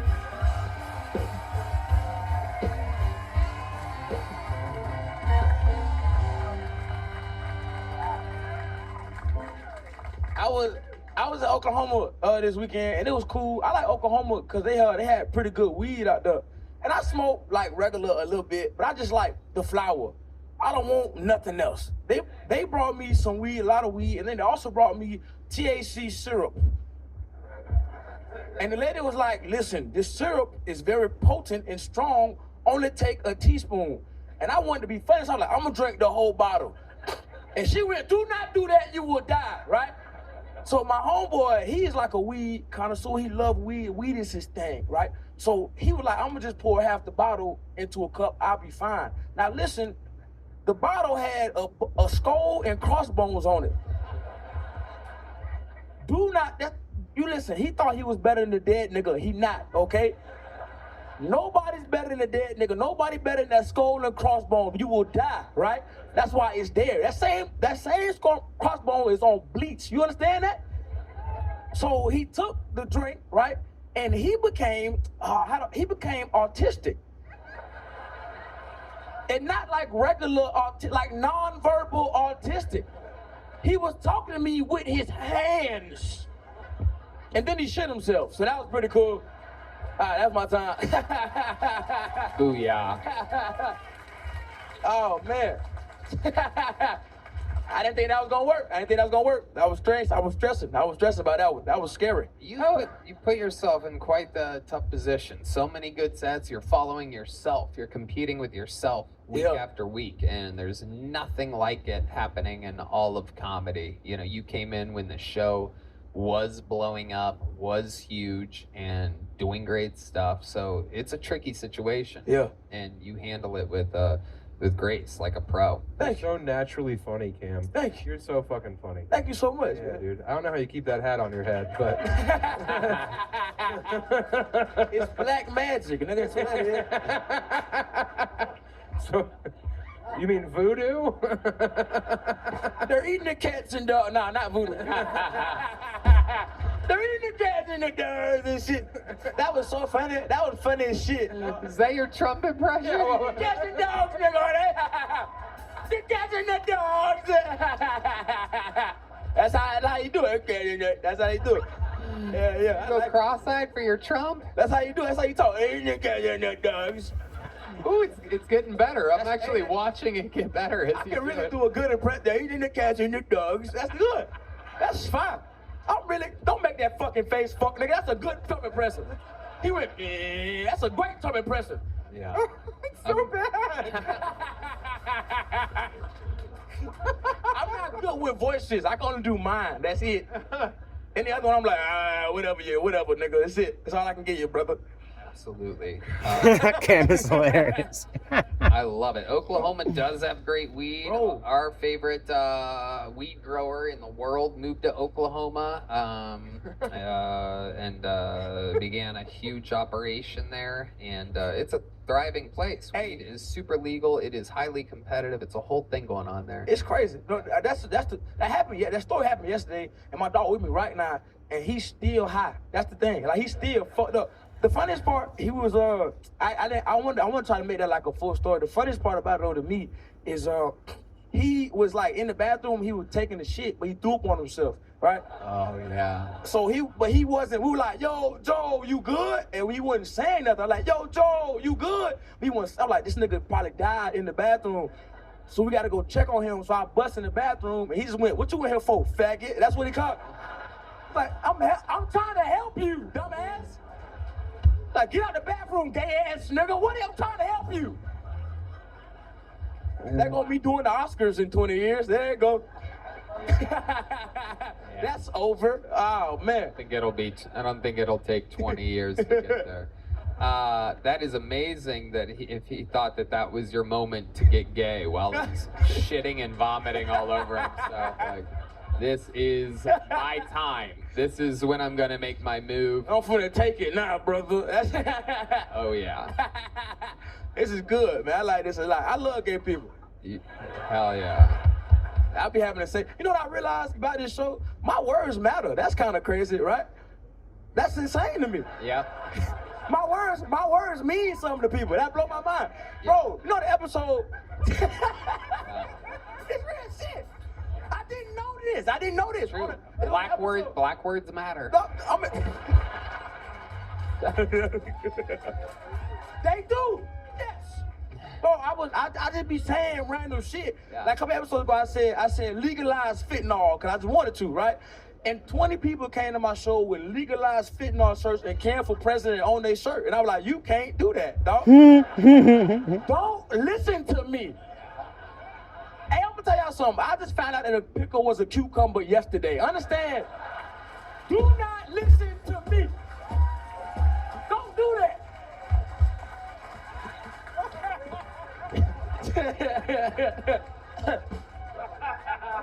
Unless you a bitch with a fat ass, then suck my dick, please. I would love that. Hell yeah. No doubt about that. I might throw up, dude. The Trump thing gave me the giggle so bad.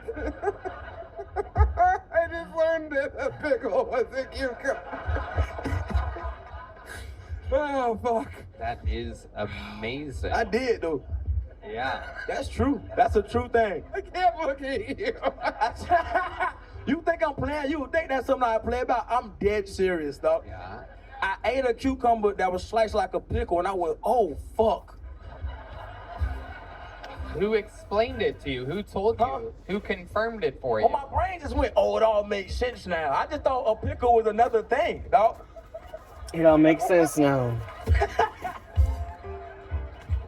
What did you think it was? You thought they grew that way? It's the only wet, salty vegetable. Oh, I have a fucking cramp.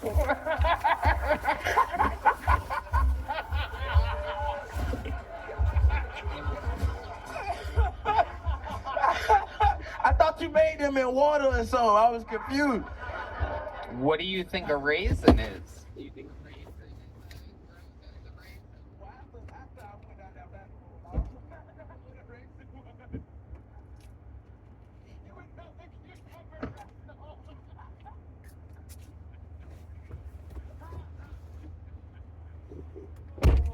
How old were you guys though when you found out cucumbers were pickles? See? I was like 40. See?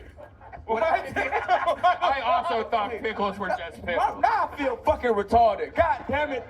God damn it. Bad company. Bad company. You were all cool when you were bragging about knowing about the bean, though, huh? Some pointless piece of art. And by the way, let me say, it's been a few weeks. I'm ready to talk about it. Let me just say, everyone thinks, the big running joke, Tony's gay. Tony's gay. Tony's gay. Can I tell you how many fucking tough guys reached out in every fucking way and form going, you don't know about the bean? All these people, like, you don't know about this Art Deco piece in Chicago? Bunch of f***its out there judging me, a supposed gay guy, for not knowing about some art installation in fucking piece of shit Chicago. A dump. And no, I work when I'm not visiting the fucking bean, you pieces of shit. Damn, You fuck y'all. bored fucking tourist. And he was just there to make a fucking internet video for content, or else he wouldn't know what the fucking bean is either. He didn't even know what the pickle was a cucumber. I didn't know what the bean was in Chicago, and the internet lost their fucking minds about it. Oh, stop the fucking clocks on Kill Tony's success. Tony's never been to an art. Look at this angry white guy. He won't even make eye contact with me. Hey, that nigga do look terrifying. Oh my God, truly one of the scariest. Did you sign up by any chance? Oh God, it's a shame. Oh my God, I'd love to hear what the fuck is on your mind. Look at the wheels turning over there. It's gotta be a lot of rape and child touching. You a weird guy. He has glasses. Yeah, you're not a regular person, brother. He's wearing glasses, and he has another pair of glasses hanging out of his pocket.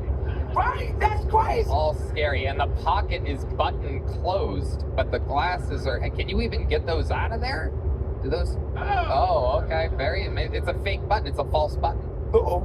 Oh my God, these guys. The key false button. That's crazy. That's kind of crazy. Unbelievable. Unbelievable. What did you think pickles were, buddy? I mean, seriously. Please, I need to know. I thought they just grew in water, but I didn't know. Who said what? Fuck you, goddamn. That's the real shit. I thought they grew. I didn't know. You thought they were. You don't know shit. God damn it. You thought they were sea cucumbers. Yes. Don't flex on me. What's wrong with that? What's wrong with that? Oh my God. I didn't know, but I know now, so it's all good. Calm the fuck down, everything's fine. Did you find out anything else in the rabbit hole? Raisins? Anything else? Was there anything else? Nah, that was it. I was like, raisin cucumbers, good to know. You're not ready for prunes, dog. Uh-oh. Oh, shit. Look at that face. Uh-oh. I know what a prune is. What is it? It's a dried up plum, right? Hey! Whoa. Wow. Holy. I'm a fucking genius. Yes. Wow. Yeah. I did not know that. Smart as fuck, man. I'm smart as I fuck. wasn't indicting you. What's he? I was just delighted by everything you've done so far. I thought I was gonna pass out and shit my pants. How about a beet? What's a beet? A beat? Oh, that shit grow out the ground, right? Oh, good job. Yeah. Okay, I tried to trick you I there. know shit. Okay. I'm cheated. And it be staying in your hands and shit. Cause it's red. That's right. That's Yeah. Fuck niggas. Cam, you are so fucking entertaining. It is unbelievable. What a star. What a fucking superstar. Make some good. How loud can this place get for Cam Patterson? God damn it. What an episode so far. All big joke books, all thunder and lightning, all the strongest regulars. When will momentum stop? Ladies and gentlemen, back to the bucket we go. 60 seconds uninterrupted in a momentous episode for Eric McLaughlin. Eric McLaughlin.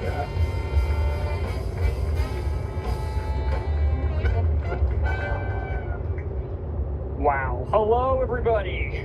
This is my first time at Comedy Mothership. This is a great day. Oh my God, I'm here.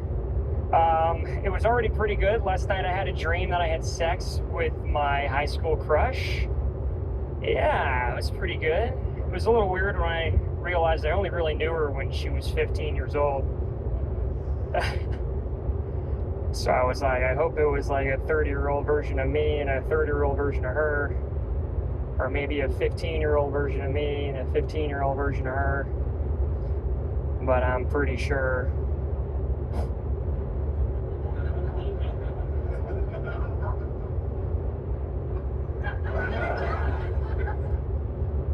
that I am 30 and she was 15. So I don't know what to do with that information. I guess I just won't go to sleeping.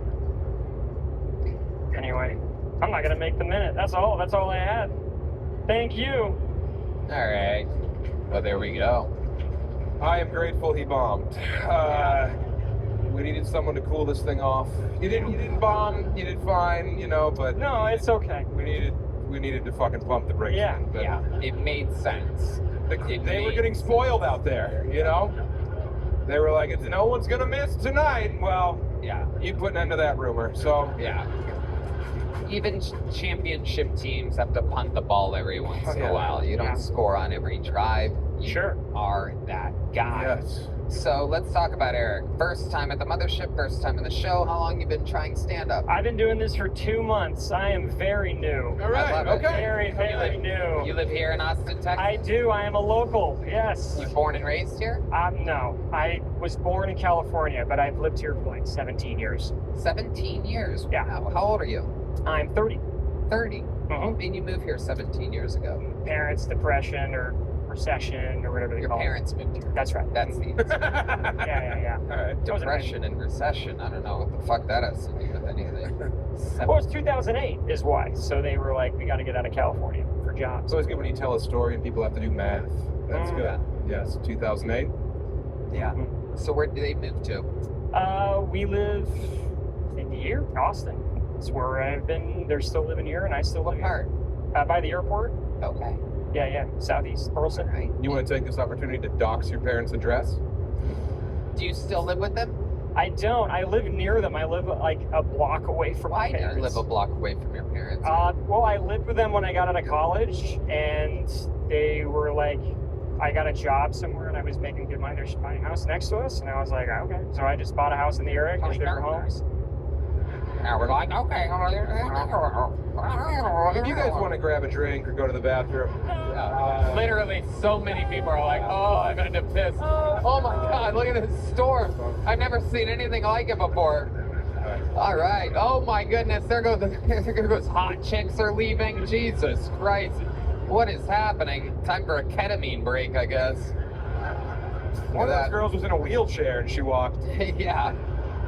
This is unbelievable. Darren Jones is building a lumber fence around himself somewhere right now. Eric, this is incredible. You've literally emptied half the room. Okay, so let's talk about it, Eric. Everyone is turned off by you. Oh, hey, for 2 months, fine joke.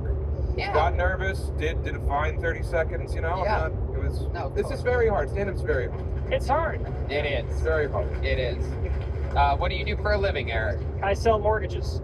Okay. Yeah. You sell mortgages. Are you good at it?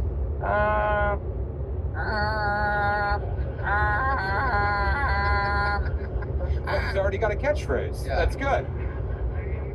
I'm like 8% good, 8.5. No, I'm okay. Jesus. I do. What do you do for fun, Eric? Golf. I mean, what a classic thing that a white finance Hey, man, guy if would you do, guys I need guess. to go take 5, you know. Yeah.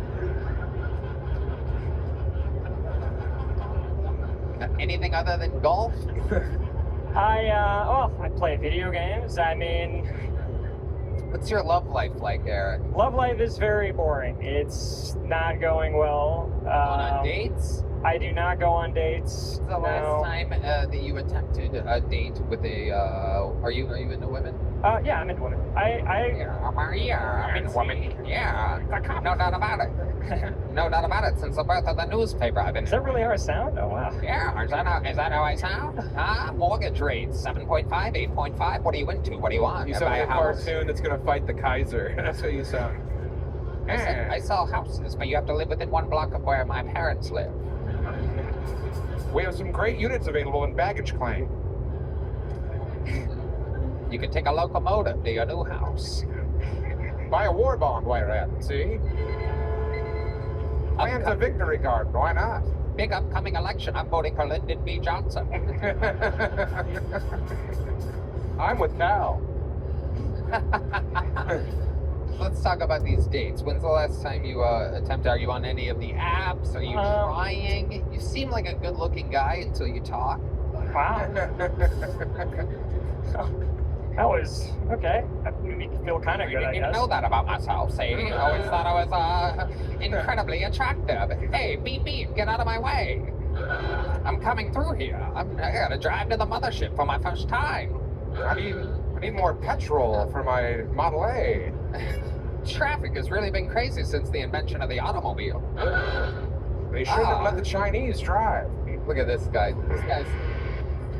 This guy has gout and he's walking out. I mean, you have confidence, you know, you carry yourself in a way where it sounds like you might say something funny. I don't know. I hope I do. I'm just trying. I don't know. This is my first time in front of more than like 20 people, so this is pretty insane. But yeah. Okay. Yeah. But yes, to answer your question, I am on apps. I do look for love. What does your bio say? Let's try to help you out. Well, shit, I don't have my phone. Probably something like. You know what it says. I know what it's about to say, as seen on Kill Tony. Oh no! The big bomb. Yeah. God, look at the people storming back in, and there goes another one. We are breaking even for people. It was one in, one out. Yeah, they're just tag teaming. People are starting a cocaine habit in real time. These stylings of Eric McLaughlin. This weird laugh is in the middle of your last name, Eric McLaughlin.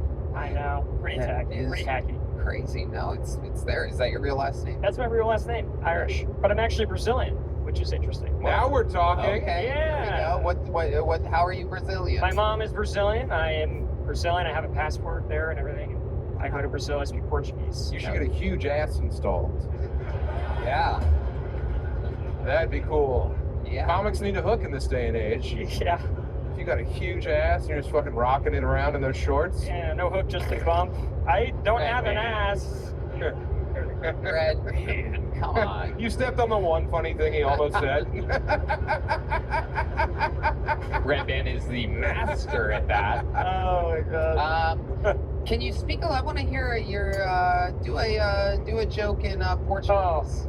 Oh. Come on, you're really putting me on the spot here. Nem, eu pode falar português, mas fazer piadinha com vocês. There's no way. I couldn't do it. Are you do you know how to speak Portuguese? Does anyone? That lady that said what? No? Wait! Oh no! Oh shit! Oh shit! Well, what goes around comes around, my friend. Your house of lies is crumbling, Quincy.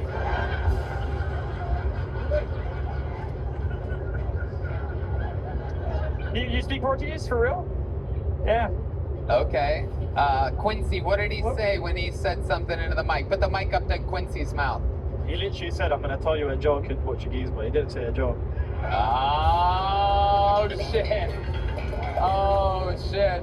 Quincy, you have front row tickets anytime you want from now on. It's been an amazing episode for you. VIP, super treat.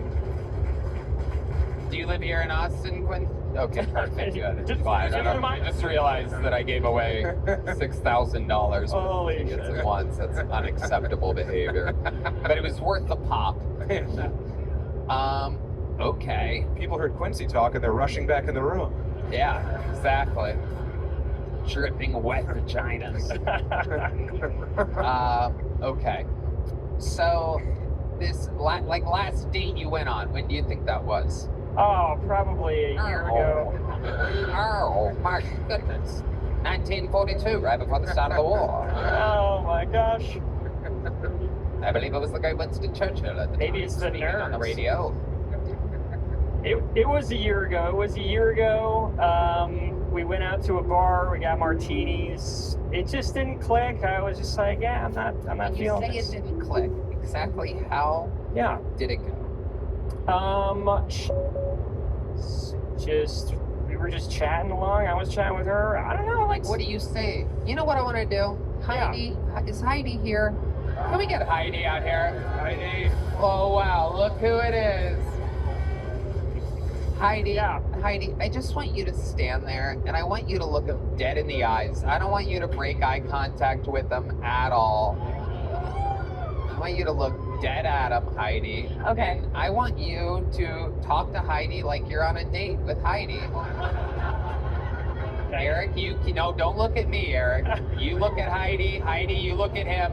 Eric, look at Heidi. I'm looking right at him. No, stop breaking eye contact with each other. Heidi, don't do that with your hair. That's not fair. Don't do that. Oh no. Oh Jesus Christ. Oh my God. Okay. Hello. Hi. Oh, hello. Hi. Nice opener. You're killing it. I love this Applebee's. Is this your first time? At Applebee's or just ever on a date? Yes, both. Yeah. Anytime you hear that horn, that means that you've done not good. Got it. Just so that you know. Okay. Wait, what is there at an Applebee's or anywhere out to eat? I can see why it's not going great. So let's try it again. Here we go. Take it from the top and action. What are you thinking of ordering? Oh, straight to that. All right. Weird move. You just sat down. I mean, my goodness. Oh, what are you thinking of ordering? Huh? I usually let for me. I'm a lady. Whoa. Oh, shit. So what are you getting us? The pressure is on. What are you going to order? I'm the waiter. Hey, what can I get you guys? I'll get the barbecue shrimp, and I guess she will too, because she doesn't know what she wants. I don't know. Oh my Man after my own heart. Yeah, I don't know. They're crushing her. Holy shit. I'm gonna eat, I guess, at this point. This went to domestic violence on the first question. On what would you like to order? Why don't we? You guys want to start with some drinks? Are you drinking shrimp juice, sir? Jesus Christ! Welcome to App. Let's try it again. Take it from the top. All right. Hey, we got you our best table right here. Tony will be over for you in a second. You're in good hands today. Okay, perfect. We have, you look lovely. We just got this host. Yeah. We hired him straight from Rainforest Cafe. He got fired today. We hired him at this Applebee's. And then It's a very nice And then shirt. I approach the table, pretend like I'm standing next to you, and welcome to Applebee's. What can I get for y'all? Probably start with some drinks. Do you know what you want? Just a water with a lemon. Some water? Okay. I'll have 2 shots of vodka. I'll take 2 as well, actually. I'd like 2 as well. All right. 2 shots of vodka and a water coming right up. You guys enjoy some conversation. I'll be right back with those drinks. Okay. So, what do you do for a living? I'm a waitress on Kill Tony. Awesome. And I also manage a strip club. Oh. Yeah, which one? Yellow Rose in Austin, Texas. Okay. Yeah, I've been to the Red. That's a great club as well. It is. Yes. Lots of pretty girls. Everywhere. I work with 12s all the time. 12s.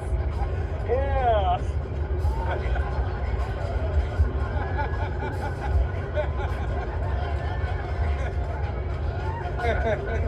Honestly, I think you're doing great. I appreciate it. Thank God that my first minute was over. But That was horrible. It was bad. Hey, Tony, I just started working here, but you might want to bail out table 8.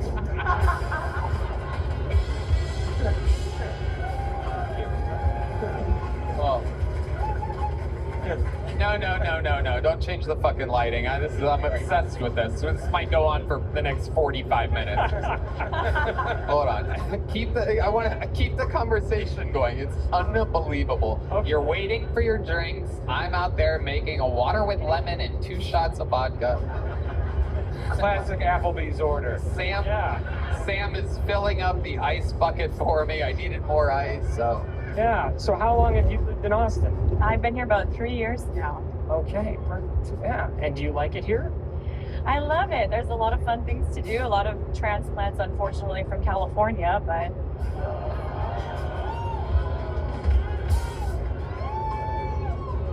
what can you do, you know? Yeah. Californians, they just keep coming here. They're just flooding. They say one recession, and they can't handle anything. So they come right here. Fuck those guys. Yeah, I'm a local. I don't. Yeah, fuck them. Good. Thank God. I'm so sick of going on these dates with these Californian men. Totally. Yeah. Yeah. Eric, you're being alphaed by your date. You might want to control some of the conversation here. So, you go to the gym at all? I do. I love it. I basically live there. Yeah? It's 1 block away from my parents' house.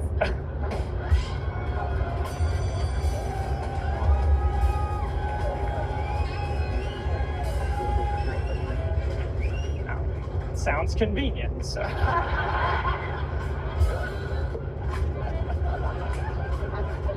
Don't see a problem with that.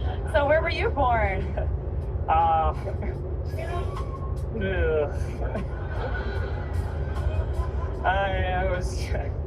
from California. Oh God. Waiter. Oh my goodness. Let's go, Heidi. Let's go get the fuck out of here. I'd love to. There you go. Your date just went banged the waiter. Great job. Holy shit. Oh my God, Eric. Sam, where do we even begin with this post-game analysis of this date? I've never seen a guy come in his pants with a fake date. He's like, I'm gonna order the shrimp and I just 2. Oh boy. I'll have the scallops. 2 shots of vodka, the water. I see you have both breasts.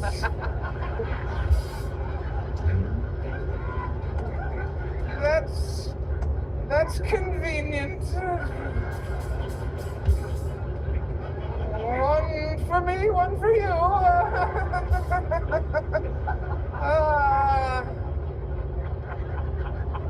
I hope both my vodkas get here soon.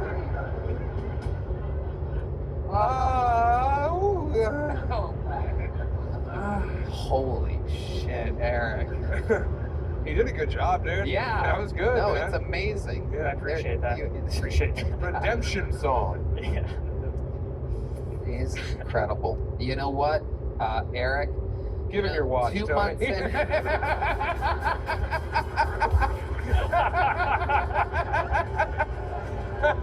You know? Feeling in the giving mood tonight, and even though the set was obviously 2 months and just barely okay, I absolutely loved your commitment to this interview, which has lasted 18 minutes. There's a funny guy in there somewhere, just like the guy from Denver. I don't remember his name either. Mike Hammock. Mike Hammock, yes. Mike Hammock. Family Annihilator Mike Hammock, yes. He's been doing it 12 years. Sam watched him get better. I think there's some potential in there. Yeah, People might look back on this one day, years from now, and be like, holy shit, that was the start of Eric McLaughlin. Yeah. Here's a big joke book. Go fill it up. Ooh, he didn't catch it right off the front of the hand. Not a good sign, folks.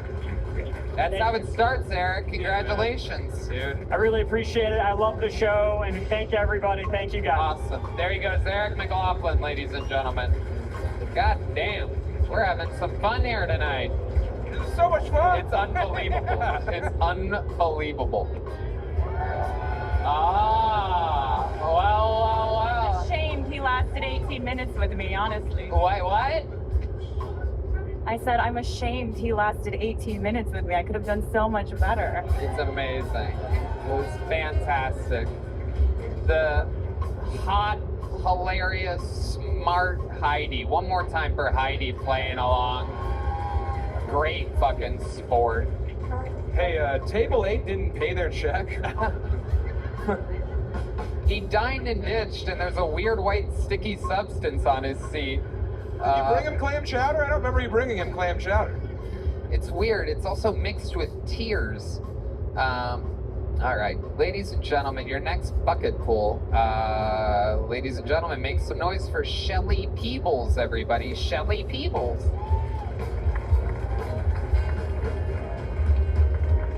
Wow. I can't see shit, which is good because this is a lot of people. I'm Shelly Peebles. I don't usually say my last name because people always get it fucking wrong. Or they say Pebbles or Peeballs. I got made fun of a lot as a kid. I'm actually a dental hygienist. You know, I'm just starting out doing comedy, but I really love it. I also smoke a lot of weed, which I realize is an oxymoron. I've been an oxymoron all my life. It's fine. I'm used to it. My parents were hippies. I grew up in Austin. My parents were hippies, but they didn't smoke weed. And I grew up in Texas. So, you know, think about that for a minute. How does a white woman in Texas smoke a lot of weed? Well, I became a cannabis sommelier because I liked weed so much. So I just decided to take a deep dive into that. I also just discovered I have ADHD. I'm like the poster child for Gen X women in Texas. Yeah, I know. Menopause, hormones, all that bullshit. Yeah. I just started taking testosterone. I was told that if you... Okay, and the bear has spoken. Welcome to another episode of Kill Therapy. This is incredible. We learned so much about you. Dental hygienist, hippie, ADHD, menopause, on testosterone. Not a single joke. You literally did the interview part of the show first, which leaves us in a weird position here. Damn. It is incredible. Did you come here straight from work? I did, actually. Yeah, well, I believe it. You are dressed like a dental hygienist. Yeah. If you didn't say you were a dental hygienist, I would say that you're like a dental hygienist. Are you asking if that's black? Black. Oh, yeah. What do you wear? I wear black. Oh no, that's sometimes there's a label on the inside of your shirt, that inside lapel. Do you think Quincy's black?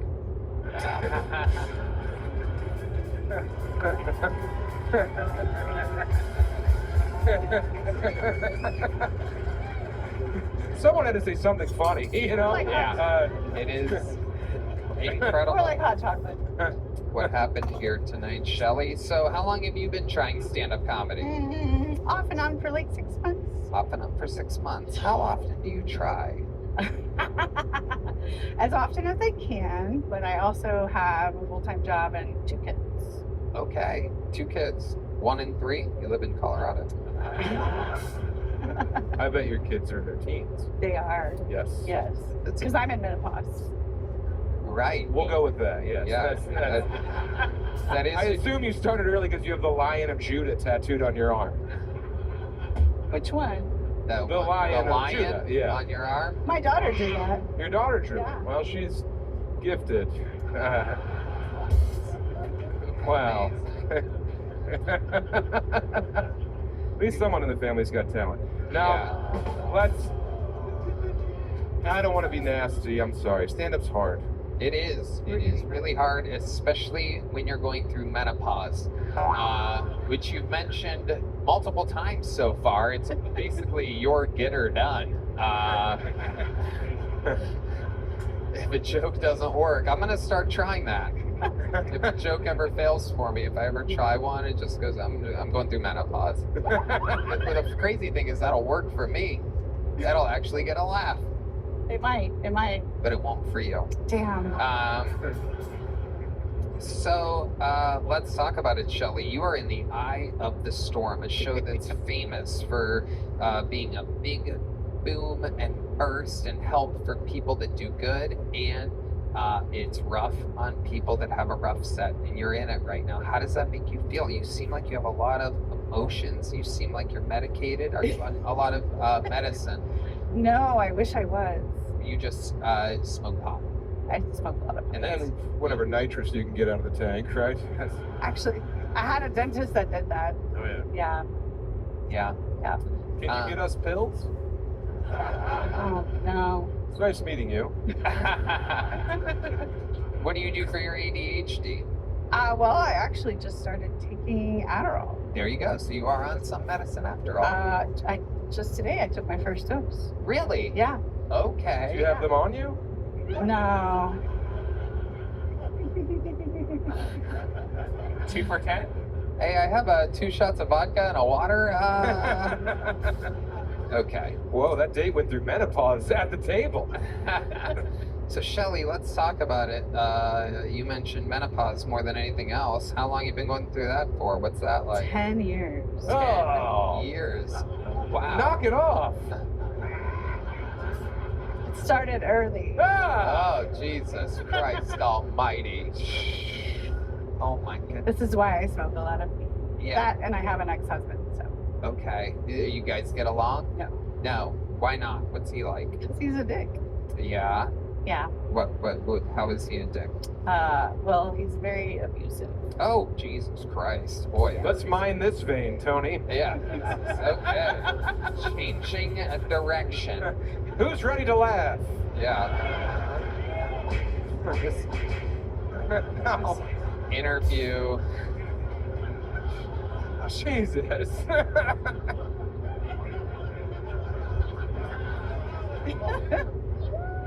What ethnicity? What ethnicity is your ex-husband? He's white. Oh, okay. Yeah. There you go. There you go. Okay. There you go. All right. You learned something. White like all right. Quincy's looking at me like, don't do it, dude. Stop. Stop it. The door's open. What? The door's open. The door is open. I'm not on the apps, but. You're not on the apps. When's the last time you've been on a date? Oh, it's been a while. Okay. Last week. Is Eric still here? Do we have Eric around? Eric probably hung himself. Yeah, Eric's long gone. We should have taken his shoelaces before he left the stage. That's okay. Very good. Red band. It's a red band heavy episode. I love it. In the zone tonight. So amazing. This interview is like pulling teeth. If I only had a dental hygienist to help me. Would you like me to pull some teeth of yours? No, and neither would I ever want to fill your cavity. So tell us, Shelly, what do you think's funny about you? Like, what are some moments in life where you've been funny? And you're like, I should do stand-up. It's just a long road of different journeys, and it's led me to here. I love it. No, Yeah. this is exciting. It is an extremely hard thing to do. Trying to figure out here. I used to sing in the choir at church. You did? Mm-hmm. Okay. Why don't we try that? No. Why don't we try that? Was that the Stone Cold music? Oh my goodness. Nazi. Stone cold, but enough about her vagina. I thought that menopause made you very warm and wet. Well, no, it's actually quite the opposite. Oh my goodness. What's drier, your pussy or your sense of humor?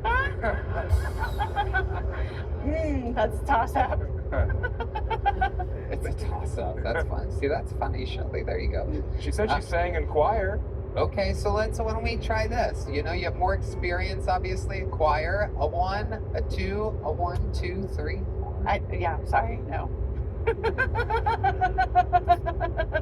Shelly, you're gonna sing here tonight. Oh God.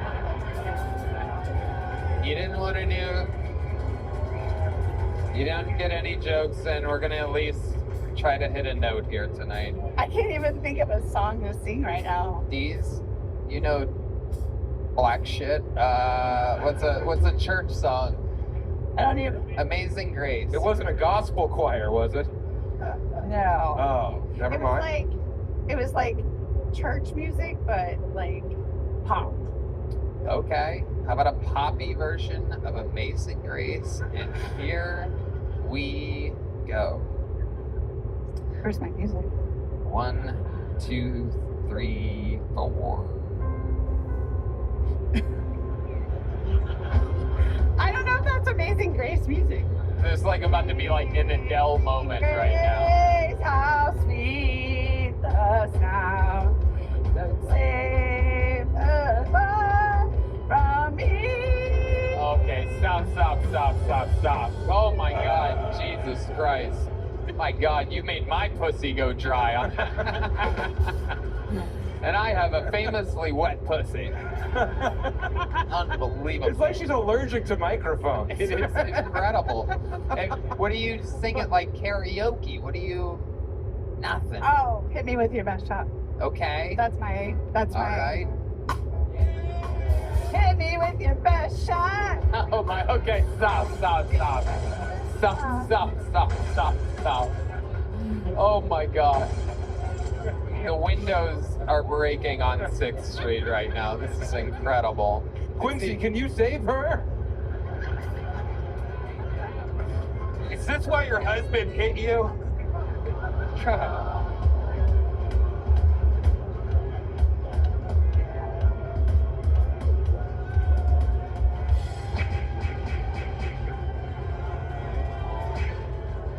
Red man!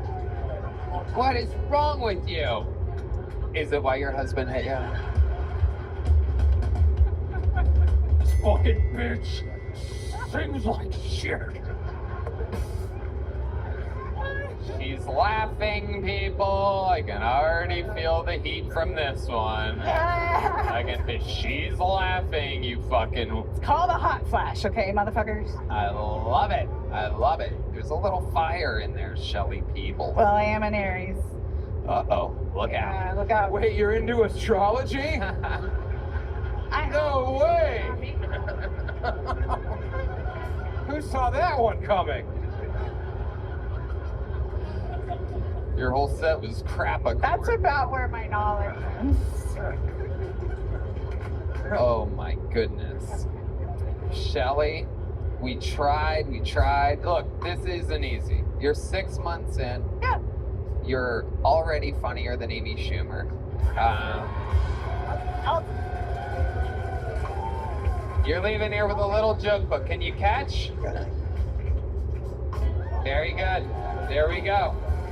Shelly Peebles, ladies and gentlemen. There she goes. Gonna keep it moving along. You guys still having fun out there?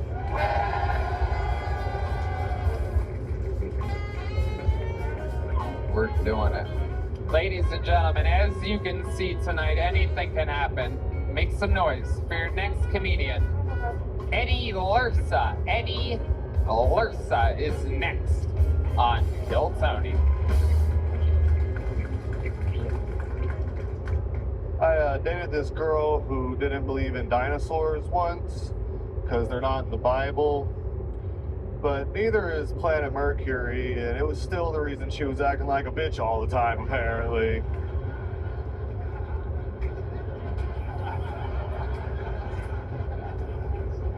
And I grew up a Christian. I'm not a Christian anymore, but this was my first time being exposed to one of these religiously special needs types. I didn't realize Christianity was a part of the spectrum. I thought I was an atheist. Now it turns out I'm just not retarded. And no, shouldn't call Christian people retarded, because retarded people love dinosaurs, dude.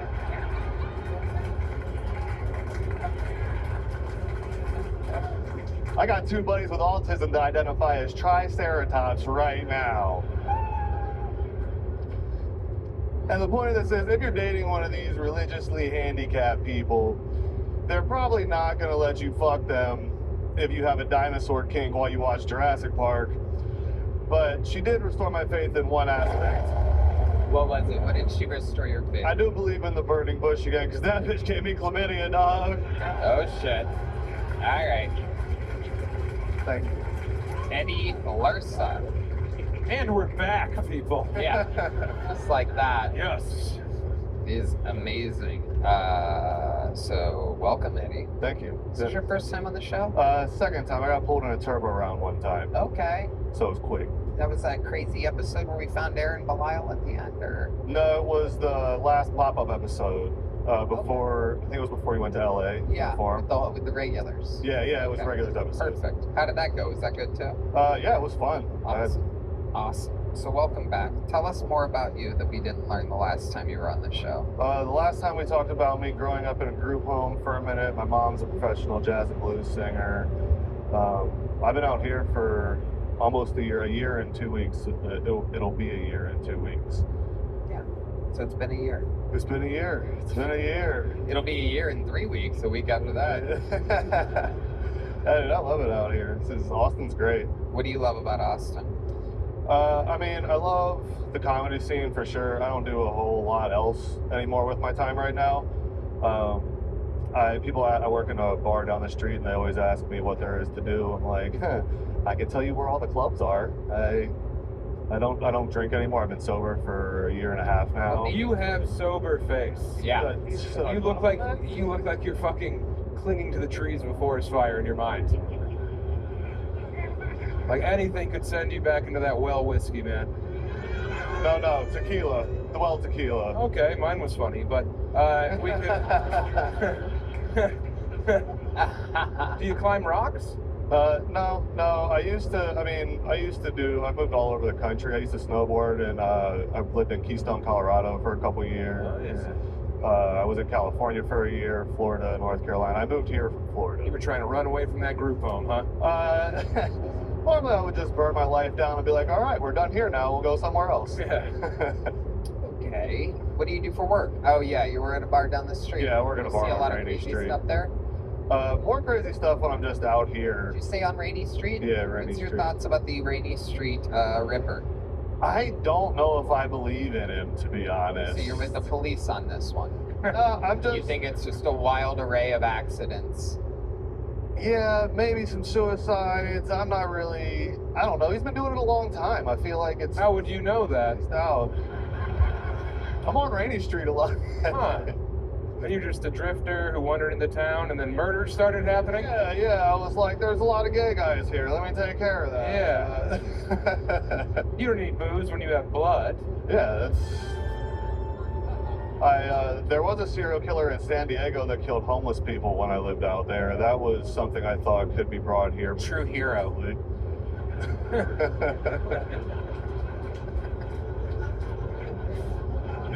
What a coincidence. Yeah, smile, that makes it better. Yeah. Nice. Okay. How do you... Yeah. So what else should we know about you? There must be something else interesting that we didn't find out last time you were on this show. I mean, I was a vicious drug addict and alcoholic for 16 years. Vicious? Vicious. Once I get drunk, I don't care what the drug is. Just set it down and let me have it. He said he lived in Key Bump, Colorado for a while. Oh, yeah. It was key bumps too. I got sick one time from doing cocaine in Colorado. Kind of sick.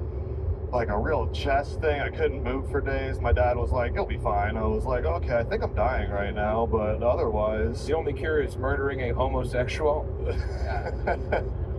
Yeah, that's why I had to come here. I had to get over it. So a lot of guys, when they get sober from that type of wild life, their addiction turns into something else. Are you like a sex addict or something like that? No, I actually haven't. This is the longest dry spell ever. I haven't had sex or been on a date in a year now. You ever hung out with a year. you ever hung out with a sand pussy dental hygienist before? That sounds like a slur. These fucking sand pussies out there. I was in Afghanistan, killed about 35 sand pussies.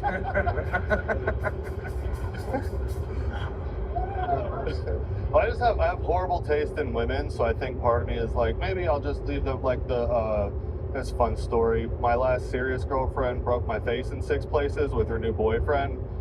Wow. And stalked me for 2 years afterwards. Her boyfriend was the one who stalked me the most. I never really understood that. It didn't make much sense. That is a fun story. Yeah. Yeah. So how did that happen? Did he jump you? And why did you say that she broke your face in 6 places? Well, because it was her foot was the last one I saw hit my head. Shit. Yeah, she was like, "You can't tell people that we jumped you. It was only 4 of us." I was like, I think is it 5 for jumping? Like, I don't know. It felt like I saw 8 feet. Wow. But yeah, she was a drug addict, a former drug addict. And then we were together for a year. She started dating this other guy who, after we broke up, who was feeding her drugs. And me and him just didn't see eye to eye. And one night he... Quite the crew of people that we get up here. Yeah, and then I was staying away from him. They got me fired from my job. And then I got drunk enough to be mad. And I went and met him in a dark parking lot at like 2 in the morning. It was a horrible Dark, idea. like Quincy dark, or... I wish I had a Quincy cam so that you guys could see the looks I'm getting over here. On that one, he was looking at the comedian, then looked at me like... Unbelievable. I love it. Why'd you meet him in a dark parking lot? It was like 3 in the morning. There were no street lights. I just remember seeing 4 people get out of the car, and I was like, "Oh no, I've made a terrible mistake." Yeah, that's how D Madness feels all the time. The world is a dark. The world is a dark parking lot. Down, down, down, down, down, down. All right. So then you saw these people get out with your drugged up ex, and you're like, "Let's hear them out." I mean, I was like, "Well, there's no turning back now," and yeah, then he hit me good. I'll give it to he hit me good, and then as soon as I could get up, I ran away. So what? Say he hit you with his best shot? His best.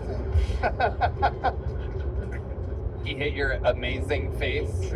Yeah, if I touch right here, I can still feel it in my tooth. Was it a broken orbital bone? It was like multiple face fractures here and here. My nose was turned this way, deviated septum. Yeah, it fuck your eye up a little. I didn't think so, but red band. Red band. New insecurity activated. You're used to men kicking you while you're down. Yeah. No.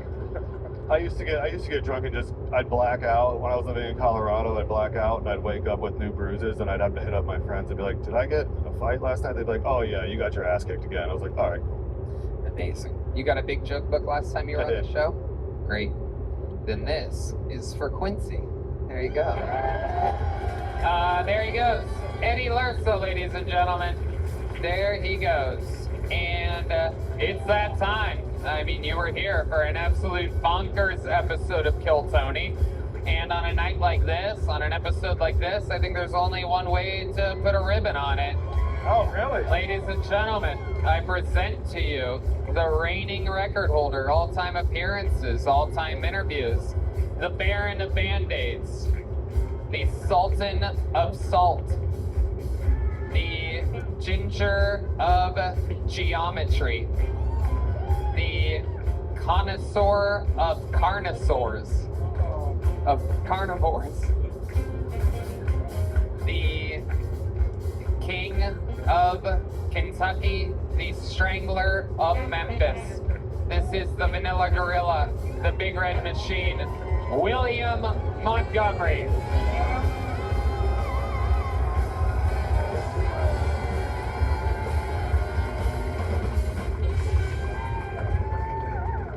Man, y'all know I love geometry! Okay.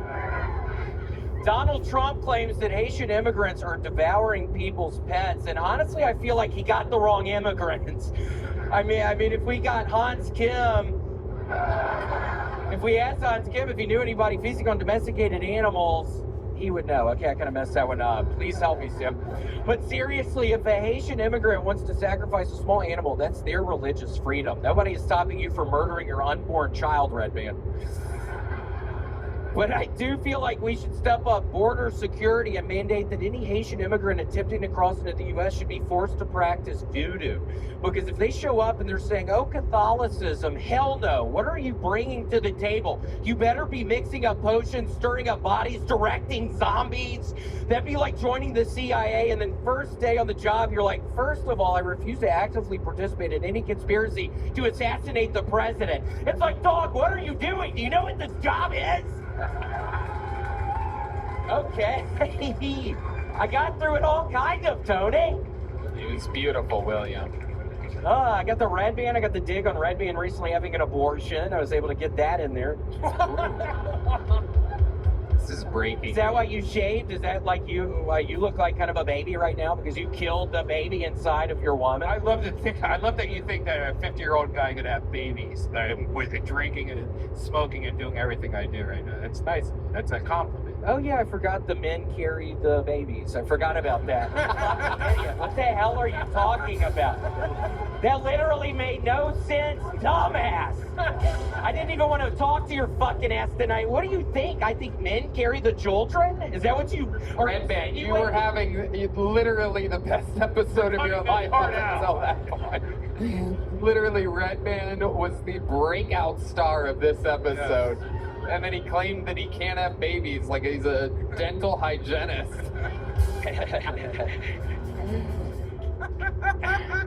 The old sand pussy over here.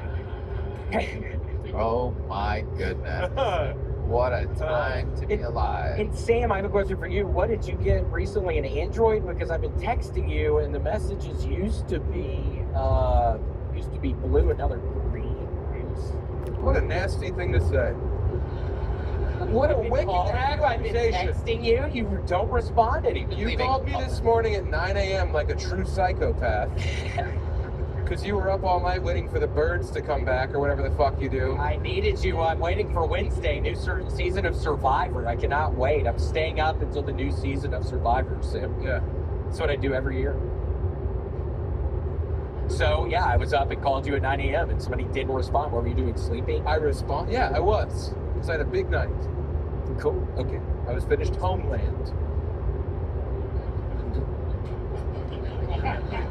Hell, Tony. Billy Boy Big Gumballs is back yet again. William, what's been going on this week with your life? Doctor was in Raleigh, North Carolina, and thank God, Tony, I was able to do some of the yelling down in Raleigh because I was so genuinely afraid because my throat was bleeding after Mall of America. So I was very worried about Raleigh last week. Was it really? Yeah, I got so self-conscious, Tony, because I see myself, I'm watching people in the audience, and I'm also seeing all the spit constantly flying out of my mouth, and I got real self-conscious that it was actually blood flying out of my mouth hitting the people. I don't think it was blood, but yes, I was tasting a bunch of blood in my mouth. Do you I'm not kidding. It really kind of scared me a little bit. I probably use like chewing tobacco or vapes or something? What do you do? No, I mean, I'm still doing sin. I'm still doing that. You do a lot of it? Yeah, one's in my mouth right now. Yeah. Normally it's not, but Tony, I'm on edge. He wasn't fucking. What milligrams are you on? This is 6. I used to have 2 6s in my mouth at all times, and then oh wow, the Florida Gators lost last year to Florida State, and I wasn't feeling good, and I went and finally looked at my gums in the mirror, and it was kind of it looked like a war. I got it down to 6 milligrams, a single 6 milligram. Wow. So yeah, things are looking up. My zipper is open, man. You have your thing up. I can see your pussy. Whoa. Literally. Damn. Did you tell your bitch to do that on purpose, sir? That was so weird. Wow. That's a true Sam Talent fan right there. Sam Talent shirt. He's got the Sam Talent shirt and the zipper down. That's a fucking party I'm people. sorry I missed your call, William. I was asleep and I texted you when I woke up. Okay, I know you did. Thank you. Yeah. Isn't that a nice thing for a friend to do? Yeah, thanks. Yeah. Maybe I'll call you tomorrow. I would like that. Okay. Let's not do it before the sun rises, stupid. Okay. Thank you. I like how you really took away from the moment about your biggest fan having her zipper down. Oh, she's lovely. She's in my DMs all the time. So I'm interested to know how many people are going to have their zipper down in, what part of Canada? you know, let's just ride off Bridgeport. I'm hoping we can cancel the shows, so, you know, come to San Diego or Tampa. SamTalent.com. With 2 L's. Yeah. Give me a follow. I love it. No, it's true. Please do. And subscribe to the show. We don't say that enough. We've been told by people. How's your family doing? Going good. They're very they're doing good. Yeah, there was a little cancer scare though with my mother, so thank God. She was so ugly, cancer was scared of her. I wish that was the case. No, a lump on her liver. How's Selden doing? Luckily, she doesn't have cancer. Well, you were nasty to me, so I'm firing back. I'm sorry about your wasn't mom. that nasty to you? It was very personal. Okay. I shouldn't have brought it up. I'm trying to be a better friend to people. I'm sorry. Sorry your mom's lousy with cancer. It's probably your fault if you think about it.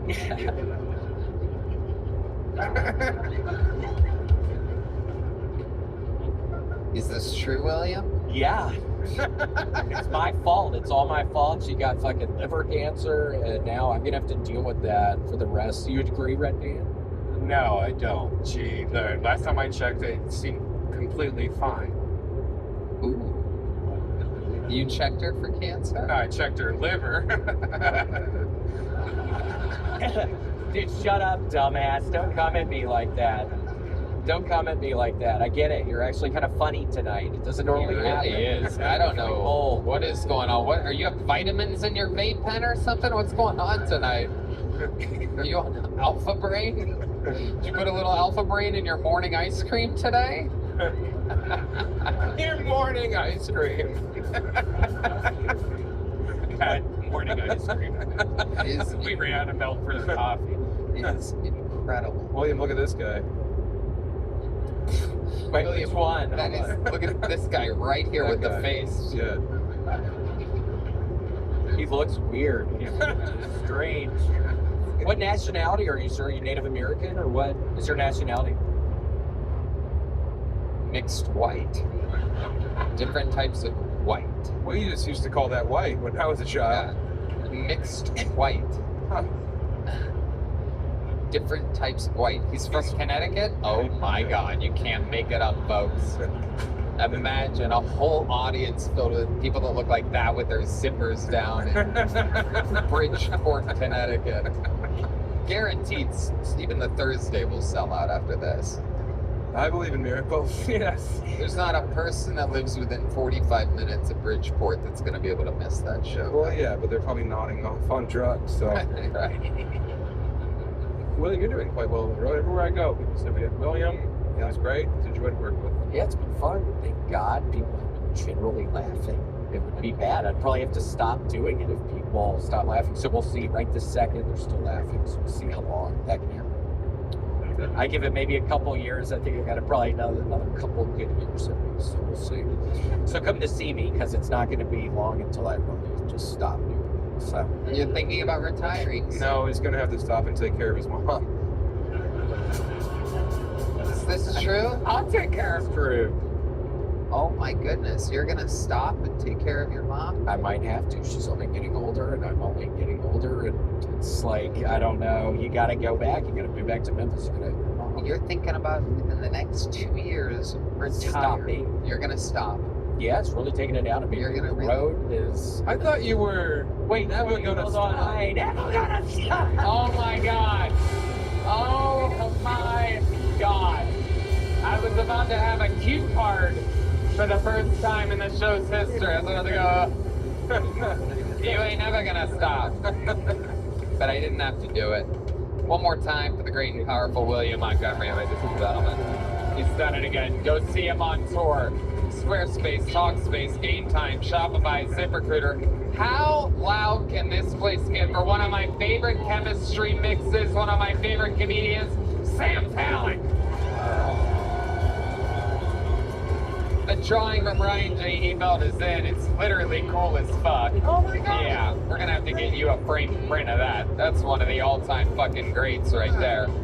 How about one more time for the best damn band in the land? Grooveline Horns. Follow the Kill Tony band on Instagram. Michael Gonzalez, Fernando Castillo, Carlos Sosa, Raul Vallejo, D Madness, John Bees, Matt Mueling.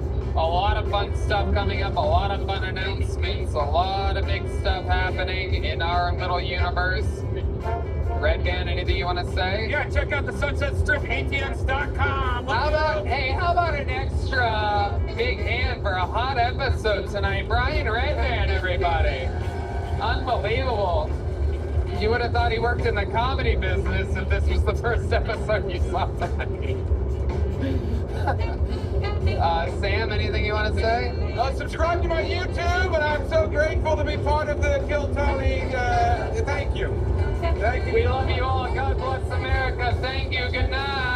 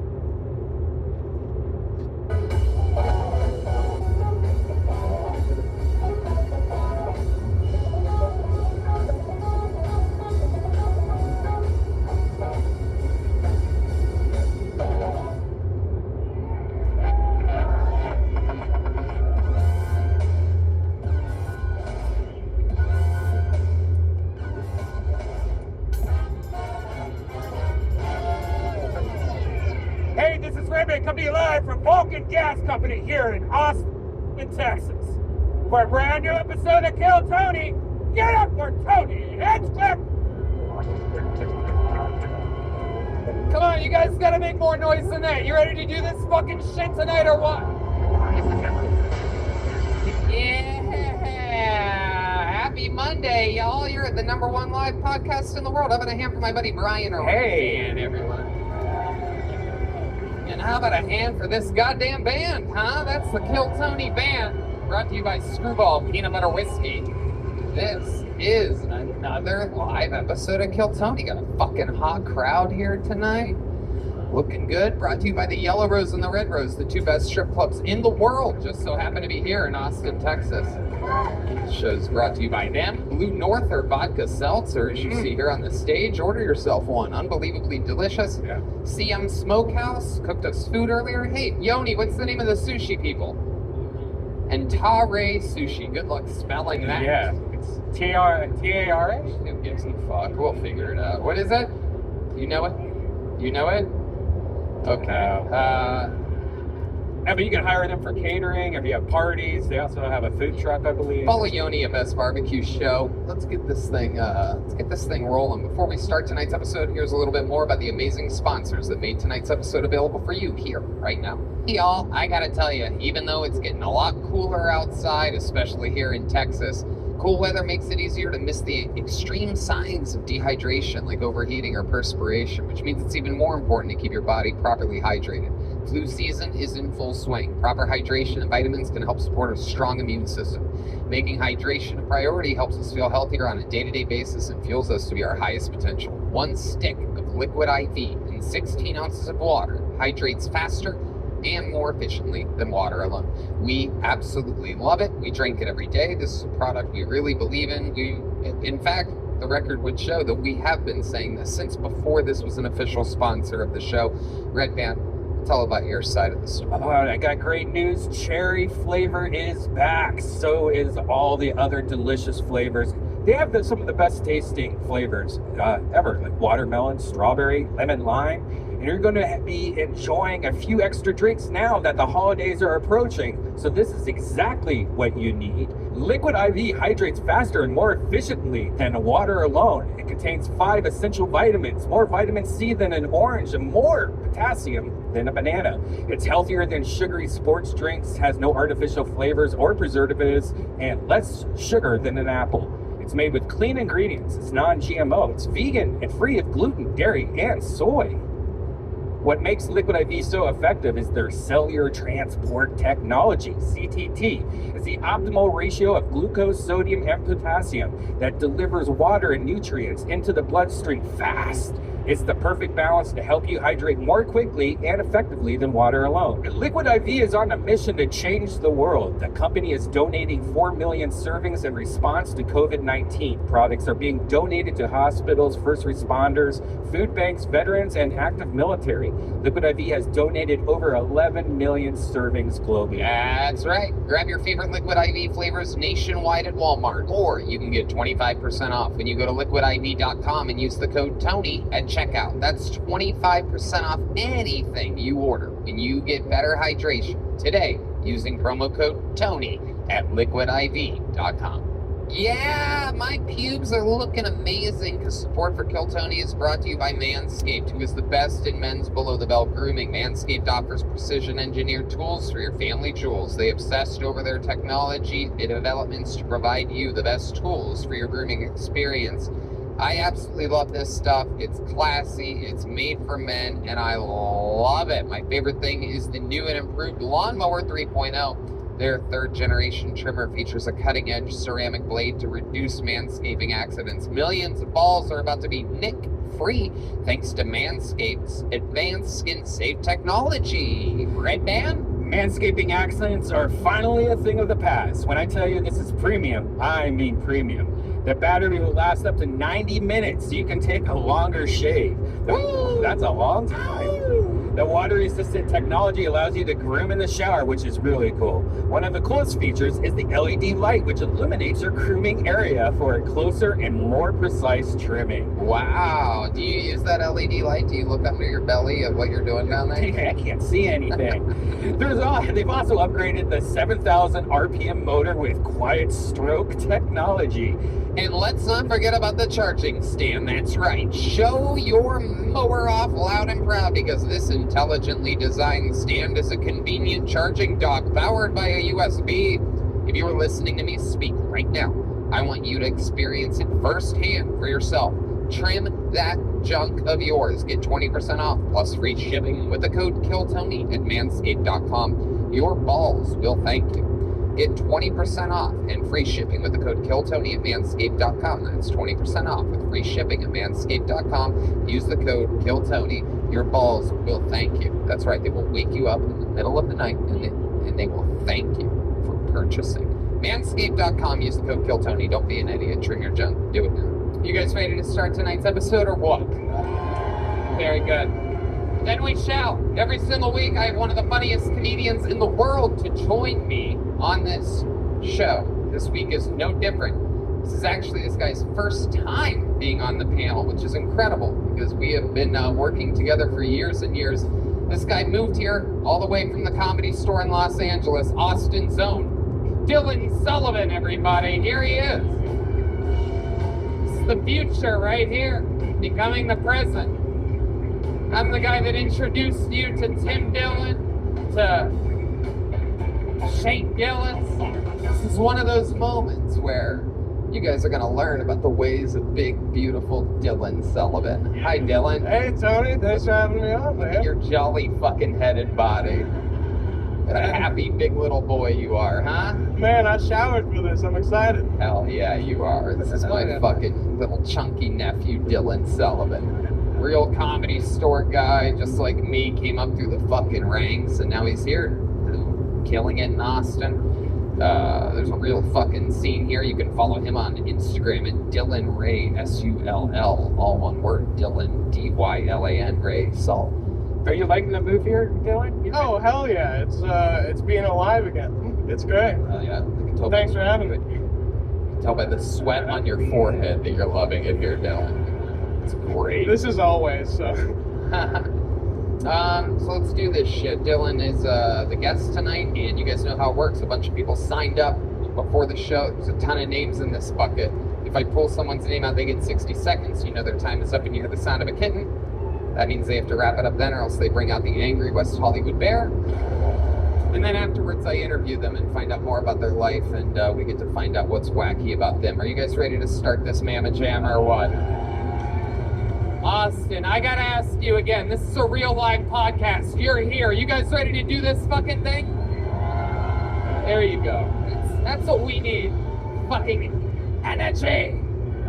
Ladies and gentlemen, your first comedian tonight is not out of the bucket. We have a wild show for you on this evening, and it's going to get kicked off with one of our regulars. This is a prestigious position bestowed upon a very select few people over the many years of this show.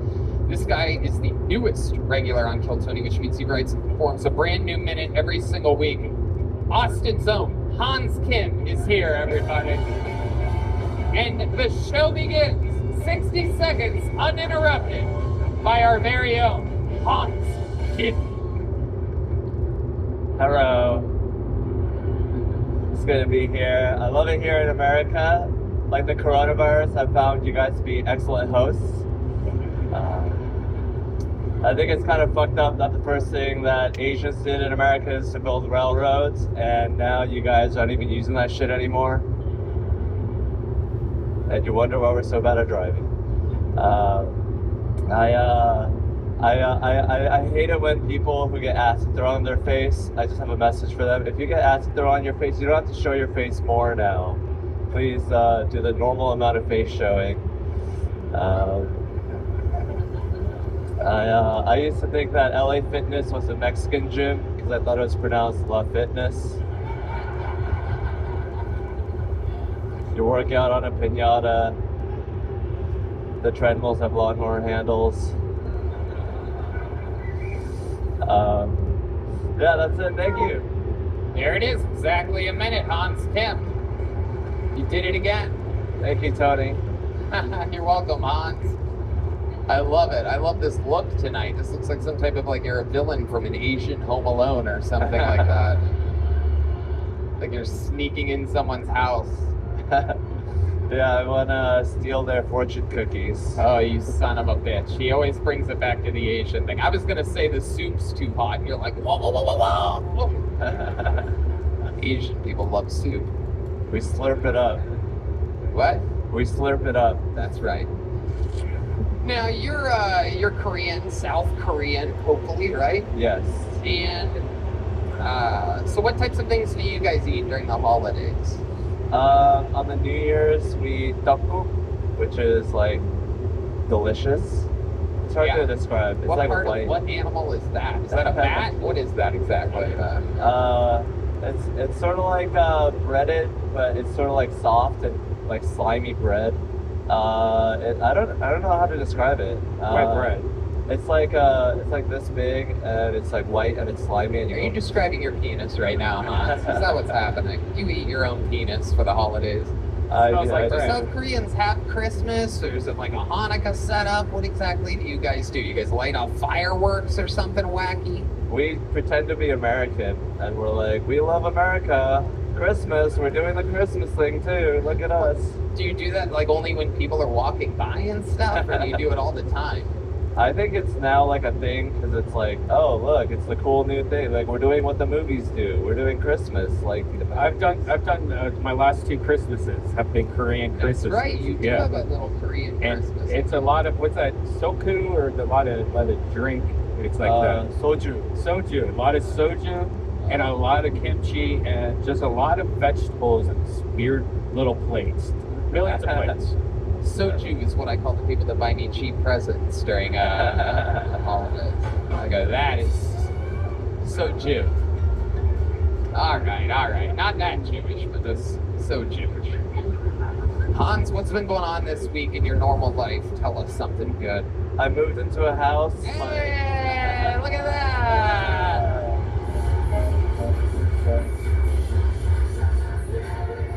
All right, okay, that was very long. What kind of house are we talking? Like a house of the rising sun? Like, what are we talking about? It's a house that my friend has gifted upon me because she's out of town, and she just was like, here's a free house. And so now I have a free house. So it's temporary. It's temporary. How long is she out of town for? Till February 6th. Whoa, that's pretty fucking good, dude. Yeah. So what are you doing? What are you doing differently that you can't do living in a van? You kicking your feet up? You lighting the fireplace? What are we talking about here? I'm taking shits whenever I want. Wow. Shits. All right, Red Band. You got a little too excited there. Disgusting. I'm recording podcasts. I'm sleeping. I watched The Last Duel yesterday. It's just like indoor activities. I'm masturbating whenever I want. But Okay, Red Band. Jesus Christ. What are you masturbating to? What are you looking up? What are you searching? Mostly a lot of Japanese massage porn. Really? Yeah. Oh my goodness. Dylan, what do you think about all that? Hey Hans, do you watch your porn in widescreen? Yeah. So stupid. When they said stupid. Do you watch your porn in widescreen? Now I want to know. It's actually a better question than I thought it was, now that I think about it. I watch the world in widescreen, everything. There it is. That's comedy. That's just set up, knock 'em down, fucking home run derby right there.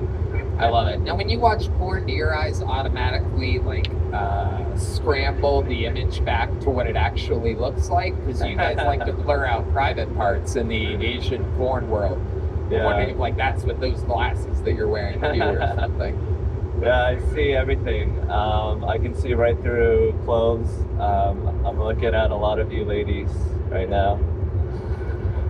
No, massage porn, by the way, is one of my favorites. I don't understand. What does that even mean? It's hidden cameras in massage parlors where girls fuck guys. It's great in Japan. It's like they go in for it. You guys watch the same videos? Yeah.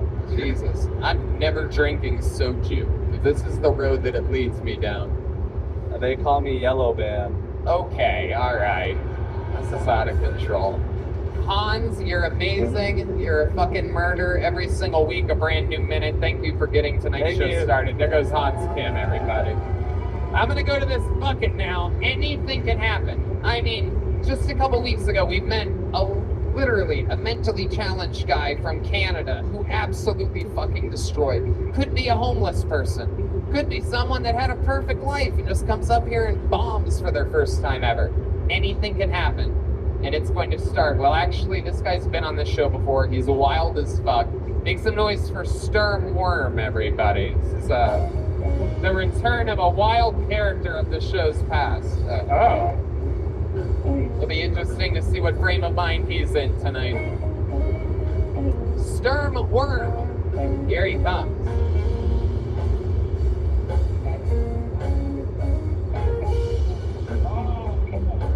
Here he is, out of the bucket. One more time for Sturm Worm, everyone.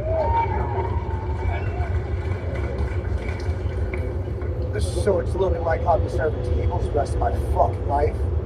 And honestly, I don't even mind serving tables. I just hate dealing with people's bullshit. Back in Naples, Florida, Cheesecake Factory, lunch shift, Karen pales in comparison to what we're dealing with. We're serving heartless monsters. I'm talking Karen's mother, Barbara, the one who'll talk Karen all the tricks. And no, I don't want to see pictures of your stupid ass grandkids. Trust me, I don't think they're as cute as you do. They always want to be all buddy-buddy to them and see chicken pot pie on the menu. That's when we find out who the real Barbara is. I calm them down by recommending the meatloaf. Works like a charm. They fucking love that shit. Packing up the leftovers all excited like, oh, this just worked out perfect. Now, dinner for tomorrow. Hell yeah, Sturm Worm, welcome to the show. You've been on here before, that's a brand new minute. Believe it or not, this is one of the less insane sets of yours. I only did one, so actually I've done two, but I like them, but whatever, like my sets, like they're kind of like vacuumy, but like I think it's funny my last one, and I call them vacuumy your sets because they suck. Nah. By the way, is everybody tonight gonna look like a villain from Home Alone? I don't know what's happening here. You can't even plan this out. It's the holiday season. This guy and Joe Pesci just laying the wood down at Kevin McAllister's house. At Yard House, I was working at Yard House. You literally look like you'd be a YouTube version of Home Alone. At the Yard House. Like a Home Alone shot only on Ring cameras or something like that. At the Yard House, some dude said I looked like Mar from Home Alone. What? What the fuck are you saying? I was working at the Yard House before I moved here, and some dude said I looked like Mar from Home Alone. Right? Absolutely. There you are. There you go. That guy had a good sense of humor that said that. Okay, so Sturm, what's happening in life? You're serving tables? Nah, well, I just moved here. I quit the Yard House right before I moved here. Long story. But, like, obviously, I'm looking for work, and obviously, you can figure out where I want to work. I don't want to serve, though. Like, here's the thing. Like, I'm dealing with walking issues right now. It's weird. I'm in an Airbnb right now. Where do you want to work? I want to work at Rogan Spot. Oh, yeah. Totally never. No chance in hell, Sturmworm. That's impossible. Yeah, we all know he wants to hire people just like me, people who actually serve tables and people who create. And I create and serve tables. I create about serving tables. My Yard House video and my Cheesecake Factory music video will get me hired alone. He wants to feel safe at his work. You know that, right? Like, I won Employee of the Month right before I moved out here. Where's Curtis? The general manager of Rogan's new club is here, everybody. He's live in the flesh. Curtis, where are you at? Can we get a flash? Somebody shine their flashlight. No, he's saying no. He's saying no. He's saying no. We literally just tried to get you hired. It's not going to happen. It's all good. I think there's a Yard House in Austin, though. I was going to transfer there. It's in your favorite area, the Domain. I would crack up every time you mentioned Domain when I watch Kill Tony. I can't believe how I can't understand what you say. You have the thickest white accent I've ever heard. I literally can't. Yeah, the Yard House is in the Domain. I was going to transfer to it, but I didn't for it's stupid. You need it's a long story. This is not the town. Sturmworm, you ever been arrested? Yeah, once. It was stupid. It wasn't my weed. It was someone else's weed. I took the charge. You had someone's weed? Why'd you take the charge? Because I sold him the weed, and he was going to get in bad trouble because he was on parole or some shit. It was a bad situation. It was. How much weed was it? There was nothing. It was like a quarter. Wow. Man. Look at you. Talking about weed, yo. Can I say this right now? What? Can I make an announcement right now? You want to make a fucking announcement I want to right make an now? announcement, yo. This is when he pulls out the gun and shoots himself in the head, everybody. This is how it happens. This is how school shootings happen. I thought because... It's your first time. Welcome, lady. A look of shock on this innocent little, look at this ginger lady right here in the front row. It's those piercing blue eyes of a redhead. All right, anyway, She hated that shit. Hell yeah, she did. Whatever. That's That's right the now. best It's like, size ever. This looks like the end of the Midsummer movie or something like that. I feel like she's about to kill me. All right. All right. Tony, most people here probably don't know me. Tony knows I'm a rapper. I filmed 8... You have a rap? Will you do a rap for us right now? I'm dying to. I think everybody wants to hear it. Yo. Oh shit, he's talking to the band, everybody. It's threatening the band, I think. Yeah, Oh shit. Star One. Oh shit. Trip of lights on. Yeah. I'm still here surviving through the bleakest nights. Couldn't get away, even with the cheapest flights. Always kept my vision clear, clinging to the meekest light. Now I know my time is now, the kid is about to peak in life. I'm getting off the bench and checking in the game. About to smash all these bad chicks that thought I'm lame. Fuck artificial money, what I really want is fame. A life that feels so good it numbs all the pain. Yeah, the ending of this book is yet to be written. Anyone who's still sleeping better be kidding. In this chapter I come back with exceptional rhythm to solidify my spot amongst the best to be spitting. I'm swimming in my lane. All right, how long is this Yo, shit? it's only What's 4 going more on? voices. That's my voice, yo. I'm swimming in my lane. You can see I'm out here coasting, but the water's freezing and I'm lost in the ocean. All right. Okay. Stern, you gotta know how to put a ribbon on this shit, dude. There's 16 bars though. It's only 40 seconds. Fuck are you? You're like the fucking Grateful Dead up here, just fucking going on and on. Everybody always says my verses are too short, and I've been on the show 3 times, and I got cut off all 3 times, and they're only 16 bars. The verses. There's nothing like too 40 short seconds. about your raps. Yo, you're crazy. You should never get to use the words Yo, too I'm nice short as in a fuck at- sentence yo. rapping like that, Sternworm. You're like, this guy might own a Machine Gun Kelly. Can I make this announcement, yo? It's about to kill Tony, but how I'm using it. It's the You're best. like, this I guy think. needs to see a Dr. Dre. Look, so after this, do you even hear the jokes that I make on you? Like, you're always ready with your next response. There's no reaction whatsoever. I got like 100 things on You're my just mind. always thinking about the next thing you're gonna say. Well, I mean, this is like, it sucks. Like, you only have 10 minutes up here, like, man, pressure up, man, shit, I want to say. Show But us what your I mainly want to say cocaine. is since the last time I've been on, Red Band thinks you're on cocaine. Are you on any? Dylan, what's going on? Is this still the freestyle part of it?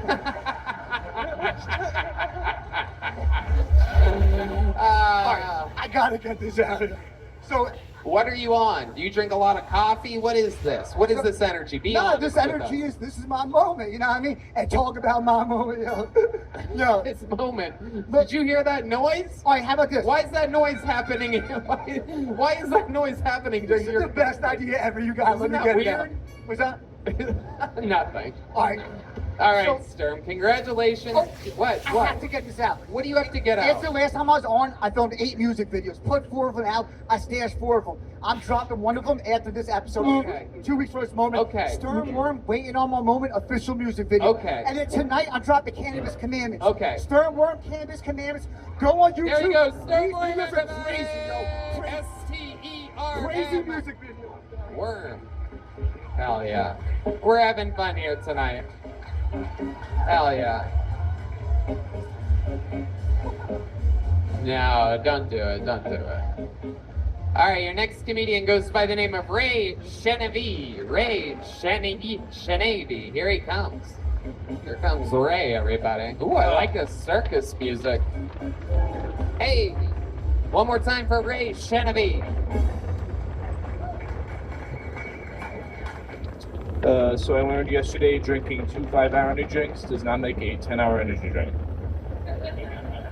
It makes a 5-hour psychosis drink.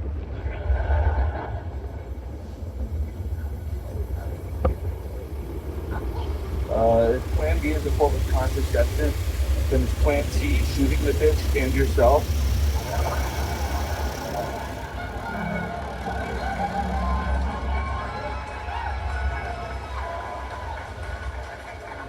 So a little about me. I want to make a foundation called Racism is Retarded so I can watch woke people's heads explode.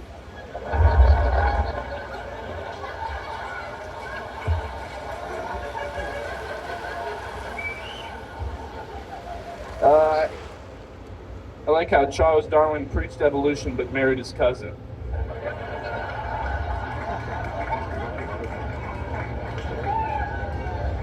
Wow. You want one more? There's a end to that joke. If you want to, you can do it. Yeah, the only thing evolving about the Darwins were their eyes moving closer together each generation. Hell yeah. Fuck you, Charles Darwin. Ray Chenevy. Am I saying that right? Chenevy? Chenevy. Chenevy? Chenevy, yeah. Chenevy. Absolutely. Welcome to the show. You've been on before? I've been on before, yeah. Yeah, what happened last time you were here? Remind us. What did we find out about you that was interesting? I told you about I'm a 3D artist. I make like visuals for live music. Okay. I'm now not doing that. Yeah, what are you doing now?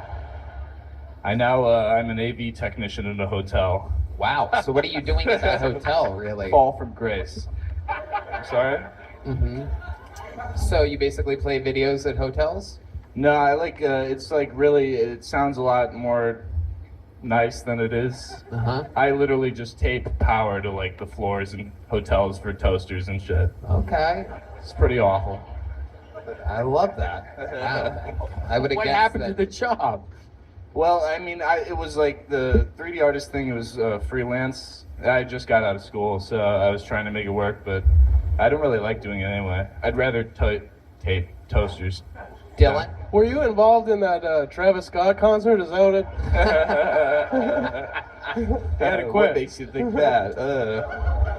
Ray does. He looks like he has a dark side, but he also looks like he could play like a nutcracker in like a live action Christmas play or something like that. Or something. Thank you. Yeah. Yes, the old laugh of the nutcracker we have. What do you do for fun, Ray? You seem like a serious man. Seems like you have pictures of people that you hate on your bedroom wall. Connected with yarn. Just to inspire you, right? It fires you up. You have great jokes, by the way. Thank you. Unbelievable stuff. But I want to find out more about you. You know, I still like to do a lot of the 3D art that I kind of left behind. There's a type of 3D art called fractal art that I'm really into. What's something that's gonna make us not think you are a bottom of the barrel nerd? Like, is there anything like cool that you do that's not 3D? It's funny you said that. The last time we were talking, I mentioned my one fun fact was that I used to play competitive Melee, Super Smash Brothers, and I immediately regretted bringing that up. No, that was the last time. How about since then? Did you do anything for fun? You ever go out and have drinks or anything like that? Oh yeah, I've been getting back into the booze here. What's that like for you? What does a guy like you go out and you just stand in the corner of the bars and stare at people? Yeah, that's exactly. You have a real face for that. You'd be good at that.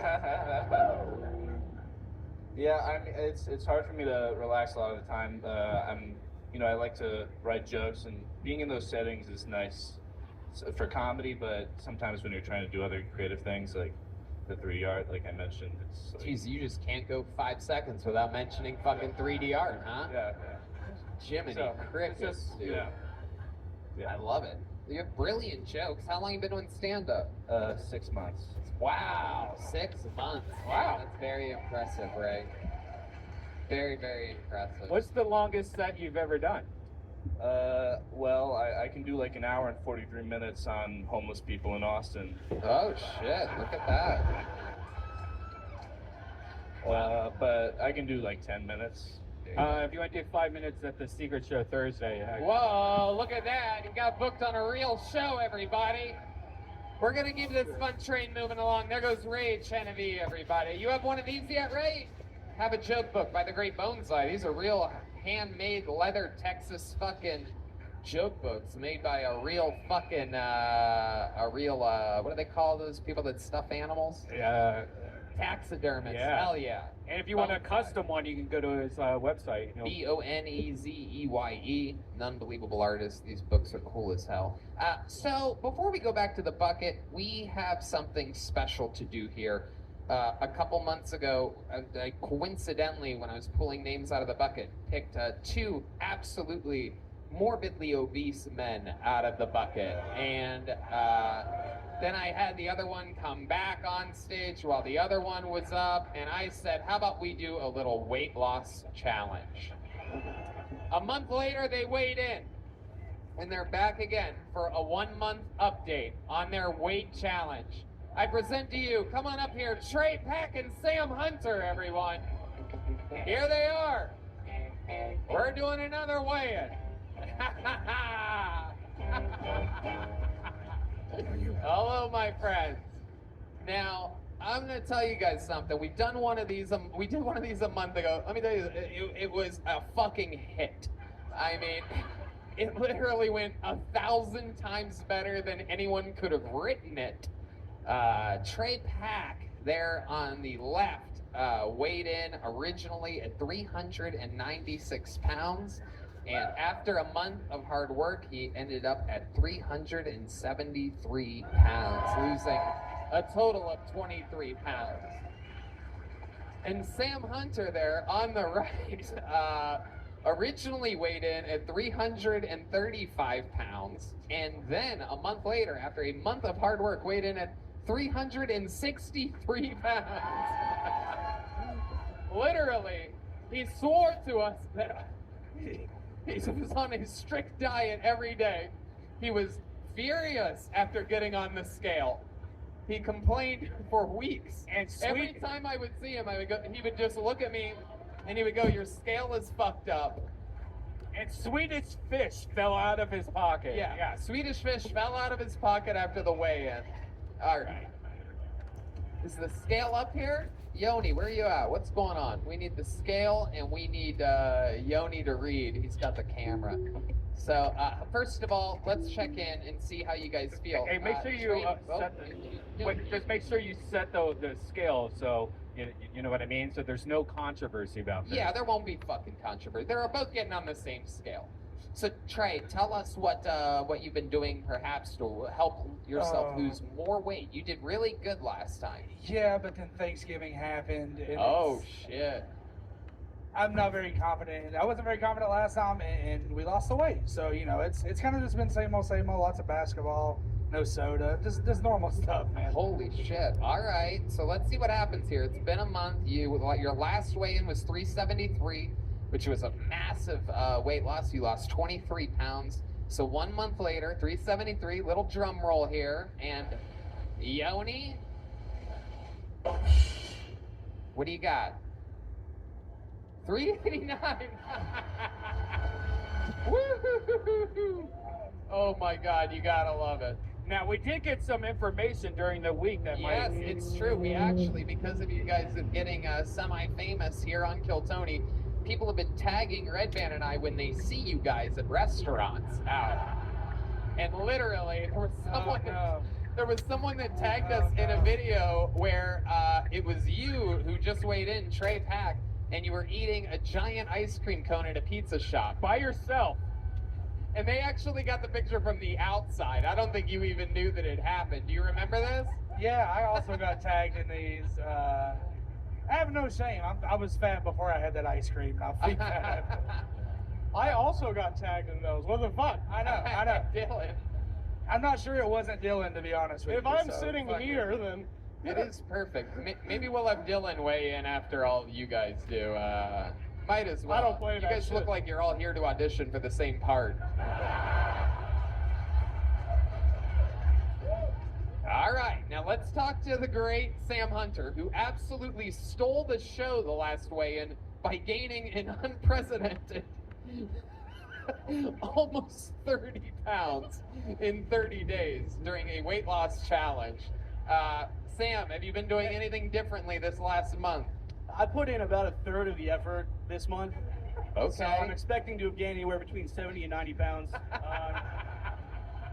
But the last time I came up here, I was eating kale and I was in the gym and I ate once a day. I completely changed my regimen. What's your regimen now? The world needs to know. We just saw you eat about 12 Swedish fish up here. And I ate about 8 meals a day, and every single one of them was a bag of Swedish fish. Are you serious? Yeah, bro. Wow. All right. Well, brought to you by Swedish Fish. Little drum roll. This is the weigh-in. Is this motherfucker taking his by shoes off? Sam Hunter. Is he taking his shoes off? Hey, Tony, what was his weight last time? Sam, those shoes are not gonna make a fucking difference, dude. You gotta be kidding me. What was the weight last time? His weight last time was 363 pounds. He swore that the scale was broken. It was. Wait a second. Is that 313? Wow, look at that. Oh my God. Oh my God. That can't be right. That can't be right. Something's going on with that scale. Yeah. No, Wait, did it say 313 or via 313? That's a local pizza place for those of you listening around the world, and that was what we call a good one. It literally had to be you had to pick the weight named after a famous pizza place in town. I love it. You are still fat. How does it feel? It's pretty good, dude. 8 bags of Swedish fish a day keeps a young man's tits supple and strong. So this actually is incredible. 335, 363, and 313. almost wanna keep it going. I mean, clearly, maybe something was wrong on our end. No, everything's been completely accurate, and I would like my money in cash, please. Well, it's actually funny you mention that. Did we get that box from Shay Z? No? We have a special gift for you for winning from our friends over at Shay Z. Which is an amazing I do restaurant. believe this is going to be too long of a walk for us to present it to you on stage, but it is indeed a box of delicious cookies. It's a massive box of cookies from our friends at Shay Z. How many of you know about Shay Z? Another Hey, great I didn't get local fucking cookies last time. What the hell?